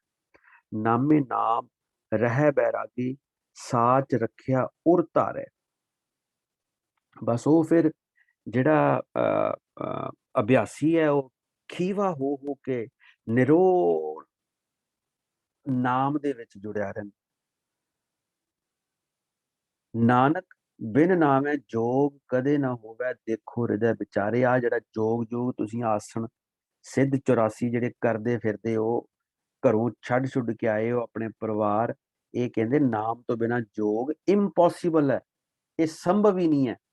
ਕਹਿੰਦੇ ਜਿਹੜੀਆਂ ਗੱਲਾਂ ਮੈਂ ਤੁਹਾਡੇ ਨਾਲ ਕੀਤੀਆਂ, ਜਿਹੜੀ ਵਿਚਾਰ ਮੈਂ ਤੁਹਾਡੇ ਨਾਲ ਕੀਤੀ ਹੈ, ਇਹਨੂੰ ਜਰਾ ਕੁ ਸੋਚੋ, ਦੇਖੋ ਹਿਰਦੈ ਵਿਚਾਰੇ, ਸਮਝੋ। ਇਹ ਹੋ ਗਿਆ 68। 69 ਗੁਰਮੁਖੇ ਸਾਚ ਸ਼ਬਦ ਵਿਚਾਰੈ ਕੋਈ। ਪਰ ਕਹਿੰਦੇ ਵਿਰਲੇ ਕਿਸੇ ਦੇ ਹਿੱਸੇ ਇਹ ਸੇਵਾ ਆਉਂਦੀ ਹੈ। ਗੁਰਮੁਖ ਸਿਸਟਮ ਦੇ ਵਿੱਚ ਕੋਈ ਵਿਰਲਾ ਦਾਖਲ ਹੁੰਦਾ ਹੈ, ਉਸ ਸ਼ਬਦ ਦੀ ਵਿਚਾਰ ਕੋਈ ਵਿਰਲਾ ਕਰਦਾ ਹੈ। ਗੁਰਮੁਖੇ ਸੱਚ ਬਾਣੀ ਪ੍ਰਗਟ ਹੋਏ, ਪਰ ਜੇ ਕਰ ਗਿਆ ਉਹਨੂੰ ਇਹ ਸੱਚ ਦੀ ਬਾਣੀ ਜਿਹੜੀ ਪ੍ਰਗਟ ਹੋ ਜਾਂਦੀ ਹੈ, ਜਿਵੇਂ ਬਾਬੇ ਨਾਨਕ ਨੂੰ ਹੋਈ ਸੀ, ਜਿਵੇਂ ਭਗਤ ਕਬੀਰ ਨੂੰ ਹੋਈ ਸੀ, ਜਿਵੇਂ ਸਾਰੇ ਭਗਤਾਂ ਨੂੰ ਹੋਈ ਹੈ। ਔਰ ਈਵਨ ਜਿਨ੍ਹਾਂ ਦੇ ਨਾਮ ਵੀ ਆਏ ਨੇ, ਸੂਰਦਾਸ ਜਾਂ ਬਿਦਰ ਜਾਂ ਗਨਕਾ ਜਾਂ ਦ੍ਰੋਪਦੀ, ਇਹ ਉਹਨਾਂ ਨੂੰ ਵੀ ਪ੍ਰਗਟ ਹੋਈ ਸੀ, ਤਾਂ ਉਹਨਾਂ ਦੇ ਨਾਮ ਆਏ ਨੇ। ਗੁਰਮੁਖੇ ਸੱਚ ਬਾਣੀ ਪ੍ਰਗਟ ਹੋਏ, ਪ੍ਰਕਾਸ਼ ਹੋ ਗਿਆ। ਗੁਰਮੁਖੇ ਮਨ ਭੀਜੈ, ਵਿਰਲਾ ਬੁਝੇ ਕੋਈ। ਉਸੇ ਸਿਸਟਮ ਦੇ ਜ਼ਰੀਏ ਇਸ ਮਨ ਨੇ ਭਿੱਜਣਾ ਹੈ, ਉਹਦੀ ਅਕਾਲ ਪੁਰਖ ਦੀ ਰੌਂ ਨੂੰ ਸਮਝਣਾ ਹੈ, ਬੁੱਝਣਾ ਹੈ, ਉਹਦੇ ਵਿੱਚ ਗੜੂੰਦ ਰਹਿਣਾ, ਉਹਦੇ ਰੰਗ ਦੇ ਵਿੱਚ ਰੱਤੇ ਜਾਣਾ, ਪਰ ਵਿਰਲਾ ਬੁਝਿਆ ਕੋਈ। ਗੁਰਮੁਖੇ ਨਿਜ ਘਰ ਵਾਸਾ ਹੋਏ, ਜੇ ਨਿਜ ਘਰ ਚ ਵਾਸ ਲੈਣਾ, ਅਖੀਰੀ ਅਵਸਥਾ ਕਰਮਖੰਡ ਦੀ, ਆਨੰਦ ਦੀ, ਆਤਮਿਕ ਸੁੱਖ ਦੀ, ਆਤਮ ਦੀ ਅਵਸਥਾ ਲੈਣੀ ਹੈ, ਤੇ ਉਹ ਗੁਰਮੁਖ ਸਿਸਟਮ ਤੋਂ ਬਾਹਰ ਜਾ ਕੇ ਨਹੀਂ ਮਿਲ ਸਕਦੀ। ਇਸੇ ਸਿਸਟਮ ਦੇ ਜ਼ਰੀਏ ਜਿਹੜਾ ਅਭਿਆਸੀ, ਜਿਹੜਾ ਅਸਲ ਜੋਗੀ ਹੈ, ਉਹ ਇਹ ਜੁਗਤ ਪਛਾਣ ਲੈਂਦਾ ਹੈ। ਜੁਗਤ ਦੇ ਨਾਲ ਉਹਨੂੰ ਅਕਾਲ ਪੁਰਖ ਨੂੰ ਜਪਦਾ ਹੈ, ਪਛਾਣਾ। ਉਸ ਅਕਾਲ ਪੁਰਖ ਨੂੰ ਇੱਕ ਸਿਸਟਮ ਦੇ ਜ਼ਰੀਏ ਜਿਹੜਾ ਚੱਲਦਾ ਹੈ ਅਕਾਲ ਪੁਰਖ ਦੀ ਪ੍ਰਾਪਤੀ ਵਾਸਤੇ, ਉਹ ਅਸਲ ਜੋਗੀ ਹੈ। ਔਰ ਉਹ ਨਾਮ ਜਪ ਜਪ ਕੇ, ਭਗਤੀ ਕਰ ਕਰਕੇ ਉਸ ਦੀ ਹੋਂਦ ਨੂੰ, ਜੁਗਤ ਨੂੰ ਪਛਾਣ ਲੈਂਦਾ ਹੈ। ਗੁਰਮੁਖੇ ਨਾਨਕ ਇੱਕੋ ਜਾਣਾ। ਉਸ ਗੁਰਮੁਖ ਸਿਸਟਮ ਦੇ ਵਿੱਚ ਤੁਰਨ ਵਾਲਾ ਨਾਮ ਅਭਿਆਸੀ ਹਰ ਥਾਂ ਤੇ ਉਸ ਅਕਾਲ ਪੁਰਖ ਨੂੰ ਦੇਖਦਾ ਹੈ, ਜਾਣਦਾ ਹੈ, ਪਛਾਣਦਾ ਹੈ। ਅੰਕ ਨੰਬਰ 70। ਬਿਨ ਸਤਿਗੁਰ ਸੇਵੇ ਜੋਗ ਨਾ ਹੋਈ। ਬੜੀਆਂ ਹੁਣ ਸਹਿਜ ਅਵਸਥਾ 'ਚ ਗੱਲਾਂ ਕਰਨੀਆਂ, ਕਿਉਂਕਿ ਖਤਮ ਹੋ ਰਿਹਾ। ਬੜੀਆਂ ਪੋਲੀਆਂ ਪੋਲੀਆਂ ਜਿਹੀਆਂ ਬਾਬਾ ਨਾਨਕ ਸਾਰਾ ਕੁਝ ਐਕਸਟ੍ਰੈਕਟ ਆ ਪਿਛਲੇ 10 ਅੰਕਾਂ ਦੇ ਵਿੱਚ ਤੱਤ ਵਸਤੂ ਦੇ ਰਿਹਾ। ਬਿਨ ਸਤਿਗੁਰ ਸੇਵੇ ਜੋਗ ਨਾ ਹੋਈ। ਤੁਸੀਂ ਕੀ ਸਮਝਦੇ ਹੋ ਵੀ ਜੋਗ ਆਵ ਹੈ? ਜੰਗਲਾਂ 'ਚ ਆ ਜਾਓ, ਨੰਗੇ ਫਿਰੀ ਜਾਓ, ਪੱਤੇ ਖਾਈ ਜਾਓ, ਪੱਤੇ ਬੰਨੀ ਜਾਓ ਆਪਣੇ ਤੇੜ, ਇਹ ਜੋਗ ਹੈ? ਕਹਿੰਦੇ ਇਹ ਜੋਗ ਤੇ ਹੋ ਹੀ ਨਹੀਂ ਹੈ। ਸਤਿਗੁਰ ਦੀ ਸੇਵਾ ਤੋਂ ਬਿਨਾਂ ਜੋਗ ਹੋ ਹੀ ਨਹੀਂ ਸਕਦਾ। ਬਿਨ ਸਤਿਗੁਰ ਭੇਟੇ, ਸਤਿਗੁਰ ਨੂੰ ਭੇਟਣਾ ਹੈ ਹੀ ਨਾਮ ਜਪਣਾ ਹੈ। ਸਤਿਗੁਰ ਭੇਟਣਾ ਦਾ ਭਾਵ ਹੈ ਸਤਿਗੁਰ ਮਿਲਣਾ ਨਹੀਂ ਹੈ। ਸਤਿਗੁਰ ਨੂੰ ਭੇਟਣਾ ਮਤਲਬ ਹੈ ਪ੍ਰਕਾਸ਼ ਹੋਣਾ, ਮਤਲਬ ਹੈ ਨਾਮ ਦਾ ਅਭਿਆਸ ਕਰਨਾ। ਉਸ ਅਭਿਆਸ ਤੋਂ ਬਿਨਾਂ ਇਹ ਮੁਕਤੀ ਨਹੀਂ ਲੱਭ ਸਕਦੀ। ਚੌਥਾ ਪਦਾਰਥ ਹਾਸਲ ਨਹੀਂ ਹੋ ਸਕਦਾ। ਤੀਜਾ ਪਦਾਰਥ, ਮੁਕਤ ਪਦਾਰਥ ਹਾਸਲ ਨਹੀਂ ਹੋ ਸਕਦਾ ਉਸ ਨੂੰ ਭੇਟਣ ਤੋਂ ਬਿਨਾਂ। ਬਿਨ ਸਤਿਗੁਰ ਭੇਟੇ ਨਾਮ ਪਾਇਆ ਨਾ ਜਾਏ। ਚੌਥੀ ਅਵਸਥਾ, ਚੌਥੇ ਪਦ ਮੈਂ ਸਹਿਜ ਹੈ, ਇਸ ਨੂੰ ਜਪਣ ਤੋਂ ਬਿਨਾਂ ਉੱਥੇ ਤੱਕ ਵੀ ਨਹੀਂ ਪਹੁੰਚਿਆ ਜਾ ਸਕਦਾ। ਨਾਮ ਦੀ ਅਵਸਥਾ, ਜਿੱਥੇ ਜਾ ਕੇ ਕਹਿੰਦੇ ਆ ਨਾਨਕ ਨਾਮ ਮਿਲੈ ਤਾਂ ਜੀਵਾਂ, ਕੇ ਸਥਿਰ ਹੋਣਾ, ਸਦਾ ਸਦਾ ਵਾਸਤੇ ਰਹਿ ਜਾਣਾ ਉਸ ਅਕਾਲ ਪੁਰਖ ਦੇ ਰੂਪ ਚ ਸਮਾ ਕੇ। ਬਿਨ ਸਤਿਗੁਰ ਭੇਟੇ ਮਹਾ ਦੁੱਖ ਪਾਏ। ਲੈ ਵੀ ਕਸ਼ਟ ਹੈ, ਜਨਮਾਂ ਦਾ ਦੁੱਖ ਹੈ, ਬਾਕੀ ਮਾਇਆ ਦਾ, ਕਾਮ ਕ੍ਰੋਧ ਲੋਭ ਮੋਹ ਹੰਕਾਰ, ਇਹ ਸਾਰੇ ਮਹਾ ਦੁੱਖ ਦੇ ਵਿੱਚ ਨੇ ਜੇਕਰ ਨਾਮ ਨਹੀਂ ਜਪਿਆ ਜਾਂਦਾ। ਆਪਣਾ ਐਨਾਲਿਸਿਸ ਕਰਕੇ ਦੇਖੋ, ਆਪਣੇ ਆਪ ਸੋਚ ਕੇ ਦੇਖੋ, ਬੰਦੇ ਖੋਜ ਦਿਲ ਹਰ ਰੋਜ਼। ਬਿਨ ਸਤਿਗੁਰ ਭੇਟੇ ਮਹਾ ਗਰਭ ਗੁਬਾਰ। ਨਾਮ ਜਪਣ ਤੋਂ ਬਿਨਾਂ ਐਸ ਘੋਰ ਹੰਕਾਰ ਦੇ ਵਿੱਚੋਂ ਨਹੀਂ ਨਿਕਲਿਆ ਜਾ ਸਕਦਾ। ਨਾਨਕ ਬਿਨ ਗੁਰ ਬੁਆ ਜਨਮ ਹਾ। ਬਿਨ ਗੁਰ, ਉਸ ਅਕਾਲ ਪੁਰਖ ਦੇ ਨਾਮ ਤੋਂ ਬਿਨਾਂ ਇਹ ਜਿਹੜਾ ਜਨਮ ਹੈ ਇਹ ਹਾਰ ਜਾਵਾਂਗੇ। ਹਾਰ ਕੇ ਇੱਥੋਂ ਜਾਵਾਂਗੇ। ਹਾਰੇ, ਇਹ ਜਨਮ ਇੱਕੋ ਹੈ, ਇੱਕੋ ਵਾਰੀ ਮਿਲਿਆ। ਦੁਬਾਰਾ ਕਿਸੇ ਨੇ ਕੋਈ ਕਿਤੇ ਲੱਖ ਭਾਵੇਂ ਕਹੀ ਜਾਏ ਤਾਂ ਇੱਥੇ ਜਨਮ ਦੇ ਮੰਮੇ ਨੂੰ ਔਂਕੜ ਦੱਸਿਆ। ਇਹ ਹੈ ਇੱਕੋ ਜਨਮ, ਇੱਕੋ ਵਾਰੀ ਜਿਹੜੀ ਮਿਲੀ ਹੈ। ਇਹ ਜਿਹੜੇ ਲੱਗ ਜਾਣਗੇ ਇਸ ਪਾਸੇ ਸ਼ਬਦ ਦੇ ਨਾਲ, ਅਭਿਆਸ ਦੇ ਨਾਲ, ਉਹ ਇਸ ਰਮਜ਼ ਨੂੰ ਸਮਝ ਸਕਣਗੇ। ਗੁਰਮੁਖੇ ਮਨ ਜੀਤਾ ਹਉਮੈ ਮਾ। ਮਨ ਨੂੰ ਜਿੱਤ ਲਾ, ਮਨ ਨੂੰ ਜਿੱਤਣਾ, ਮਨ ਜੀਤਾ ਜਗ ਜੀਤ, ਕਿੱਡੀ ਵੱਡੀ ਗੱਲ ਹੈ। ਉਸ ਸਿਸਟਮ ਦੇ ਜ਼ਰੀਏ, ਪਰ ਪਹਿਲਾਂ ਮਾਇਆ ਤੋਂ, ਪੰਜਾਂ ਤੋਂ ਛੁਟਕਾਰਾ ਕਰਨਾ ਪਊ। ਗੁਰਮੁਖੇ ਸਾਚ ਰੱਖਿਆ ਔਰ ਧਾਰ। ਉਹ ਕਹਿੰਦੇ ਜੀ ਅਕਾਲ ਪੁਰਖ ਨੂੰ ਅੰਦਰ ਹੀ ਪ੍ਰਗਟ ਕਰ ਲਿਆ ਗੁਰਮੁਖ ਸਿਸਟਮ ਦੇ ਜ਼ਰੀਏ।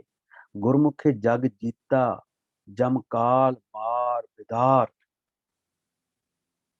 ਕਹਿੰਦੇ ਐਸਾ ਡਰ ਉਹਨੇ ਖਤਮ ਕੀਤਾ ਉਸ ਸਿਸਟਮ ਦੇ ਜ਼ਰੀਏ ਕਿ ਜਮ ਦੀ ਜਿਹੜੀ ਹੈ, ਮੌਤ ਦਾ ਜਿਹੜਾ ਡਰ ਹੈ, ਉਹ ਵੀ ਉਹਦਾ ਮੁੱਕ ਗਿਆ। ਪਤਾ ਲੱਗ ਗਿਆ ਉਹਨੂੰ ਕਿ ਮੈਂ ਮੇਰੀ ਆਖਰੀ ਅਵਸਥਾ ਕੀ ਹੈ, ਮੈਂ ਕਿੱਥੇ ਜਾ ਕੇ ਰਹਿਣਾ। ਗੁਰਮੁਖੇ ਦਰਗਹਿ ਨਾ ਆਵੇ ਹਾਰ।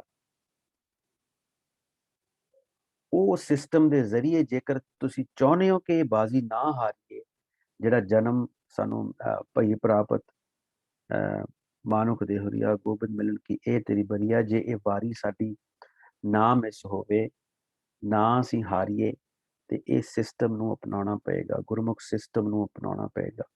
ਬਾਕੀ ਸਭ ਆਸਰੇ, ਚਤਰਾਈਆਂ, ਚਲਾਕੀਆਂ ਛੱਡ ਕੇ ਸਿਰਫ ਇੱਕ ਨਾਲ ਪਿਆਰ,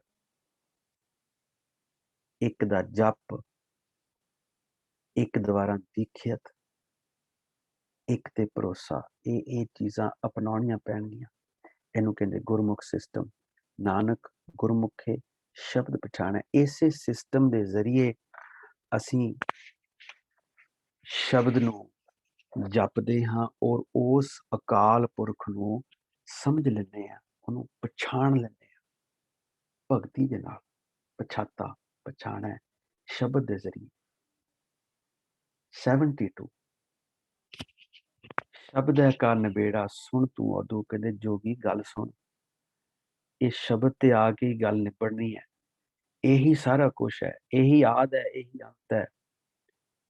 ਤੇ ਇਸ ਤੋਂ ਬਿਨਾਂ ਤੁਸੀਂ ਜੇ ਕਹਿੰਦੇ ਹੋ ਕਿ ਜੋਗ ਹੋ ਜਾਏਗਾ ਜਾਂ ਜੋਗੀ ਬਣ ਜਾਗੇ, ਇੰਪੋਸੀਬਲ ਹੈ, ਸੰਭਵ ਹੀ ਨਹੀਂ ਹੈ। ਨਾਮੇ ਰਾਤੇ ਅੰਨ ਦਿਨ ਮਾਤੇ, ਨਾਮੇ ਤੇ ਸੁਖ ਹੋਈ। ਨਾਮ ਦੇ ਵਿੱਚ ਜਿਹੜੇ ਰੱਤੇ ਗਏ ਨੇ ਔਰ ਰੱਤੇ ਹੀ ਨਹੀਂ ਗਏ, ਔਰ ਫਿਰ ਰੱਤੇ ਜਾਣ ਦੇ ਬਾਅਦ ਵੀ ਅਨ ਦਿਨ ਉਸ ਮਸਤੀ ਦੇ ਵਿੱਚ ਜਿਹੜੇ ਰਹਿੰਦੇ ਨੇ, ਉਹਨਾਂ ਨੂੰ ਨਾਮ ਹੀ ਉਹ ਜਿਹੜਾ ਅਕਾਲ ਪੁਰਖ ਦਾ ਆਤਮ ਸੁਖ ਕਰਮਖੰਡ ਆਨੰਦ ਇਸੇ ਨਾਲ ਪ੍ਰਾਪਤ ਹੁੰਦਾ ਹੈ। ਸਤਿਗੁਰ ਤੇ ਨਾਮ ਪਾਈਐ ਔਦੂ ਜੋਗ ਜੁਗਤ ਤਾਂ ਹੋਈ। ਔਰ ਉਹ ਫਿਰ ਸਤਿਗੁਰ ਤੇ ਨਾਨਕ ਨਾਮ ਮਿਲੇ ਤਾਂ ਜੀਵਾਂ। ਅਕਾਲ ਪੁਰਖ ਪਤੀ ਪਰਮੇਸ਼ਰ ਸਾਨੂੰ ਆਪ ਉਹ ਨਾਮ ਜਿਹੜਾ ਆਖਰੀ ਅਵਸਥਾ ਤੇ ਸਾਨੂੰ ਜਨਮ ਗਿਆਨ ਮੁਕਤ ਤੇ ਨਾਮ, ਇਹ ਫਿਰ ਸਤਿਗੁਰ ਆਪ ਹੀ ਸਾਨੂੰ ਨਾਮ ਦਿੰਦਾ ਹੈ। ਉੱਥੇ ਫਿਰ ਅਵਸਥਾ ਜਾ ਕੇ ਸਾਨੂੰ ਨਾਮ ਮਿਲਦਾ ਹੈ। ਤੇ ਤਾਂ ਇਹ ਜਿਹੜੀ ਜੋਗ ਜੁਗਤ ਤਾਂ ਇਹ ਸਿਰੇ ਚੜ੍ਹਦੀ ਹੈ, ਤਾਂ ਇਹ ਗੱਲ ਬਣਦੀ ਹੈ, ਜਿਹਨੂੰ ਆਪਾਂ ਪੰਜਾਬੀ ਚ ਕਹਿੰਦੇ ਕਰੇ ਵਿਚਾਰ ਮਨੇ ਦੇਖੋ, ਨਾਨਕ ਬਿਨ ਨਾਮੈ ਮੁਕਤ ਨਾ ਹੋਈ। ਹੁਣ ਇਸ ਚੀਜ਼ ਨੂੰ ਸਮਝ ਲਓ, ਵਿਚਾਰ ਲਓ, ਦੇਖ ਲਓ। ਨਾਮ ਤੋਂ ਬਿਨਾਂ ਅਸੀਂ ਮੁਕਤੀ ਹਾਸਲ ਨਹੀਂ ਕਰ ਸਕਦੇ, ਜਨਮ ਮਰਨ ਤੋਂ ਨਹੀਂ ਛੁੱਟਿਆ ਜਾ ਸਕਦਾ। ਅੰਕ ਨੰਬਰ 73 ਤੇਰੀ ਗਤ में ਤੂੰ ਹੈ ਜਾਣਾ ਕਿਆ ਕੋ ਆਖ ਵਖਾਣਾ। ਆ ਜਿਹੜੀ ਚੀਜ਼ ਆ ਨਾ, ਇਹ ਸਾਰੀ ਗੁਰਬਾਣੀ ਚ ਹਰ ਸ਼ਬਦ ਦੇ ਵਿੱਚ ਤੁਹਾਨੂੰ ਮਿਲੇਗੀ। ਹਰ ਸ਼ਬਦ ਦੇ ਵਿੱਚ ਉਹ ਕੀ ਹੈ? ਉਹ ਹੈ ਅਕਾਲ ਪੁਰਖ ਦੇ ਅੱਗੇ ਸਰੈਂਡਰ। ਉਹ ਕਹਿੰਦੇ ਵੀ ਮੈਂ ਕੁਛ ਨਹੀਂ ਆ, ਤੇਰੀ ਗਤ ਵਿੱਚ ਤੂੰ ਹੈ ਜਾਣਾ, ਮੈਂ ਤੇ ਤੈਨੂੰ ਜਾਣਿਆ ਹੀ ਨਹੀਂ ਹੈ। ਕਹਿੰਦੇ ਤੂੰ ਕਿੰਨਾ ਹੈ, ਕਿੱਥੋਂ ਤੱਕ ਹੈ, ਇਹ ਤੂੰ ਹੀ ਇਸ ਨੂੰ ਜਾਣਦਾ ਹੈ। ਇਹਦੀ ਜਾਣਕਾਰੀ ਇਹਦੀ ਤੇਰੇ ਕੋਲ ਹੀ ਹੈ। ਕਿਆ ਕੋ ਆਖ ਖਾਣਾ, ਕੋਈ ਕਹਿ ਕੇ ਕੀ ਦੱਸੂਗਾ? ਕਿ ਬਾਬਾ ਨਾਨਕ ਜਿਹੜੇ ਉਸ ਅਕਾਲ ਪੁਰਖ ਦੇ ਬਰਾਬਰ ਤੁੱਲ ਗਏ ਆਪਣੇ ਜੀਵਨ ਚ, ਉਹ ਕਹਿ ਰਹੇ ਨੇ, ਕਹਿੰਦੇ ਕੀ ਕੋਈ ਉਸ ਪਰਮਾਤਮਾ ਦੇ ਗੁਣਾਂ ਨੂੰ ਬਿਆਨ ਕਰੂਗਾ? ਕੀ ਕੋਈ ਉਸ ਦੀਆਂ ਗੱਲਾਂ ਨੂੰ ਬਿਆਨ ਕਰੂਗਾ? ਤੂੰ ਆਪੇ ਗੁਪਤਾ ਆਪੇ ਪ੍ਰਗਟ।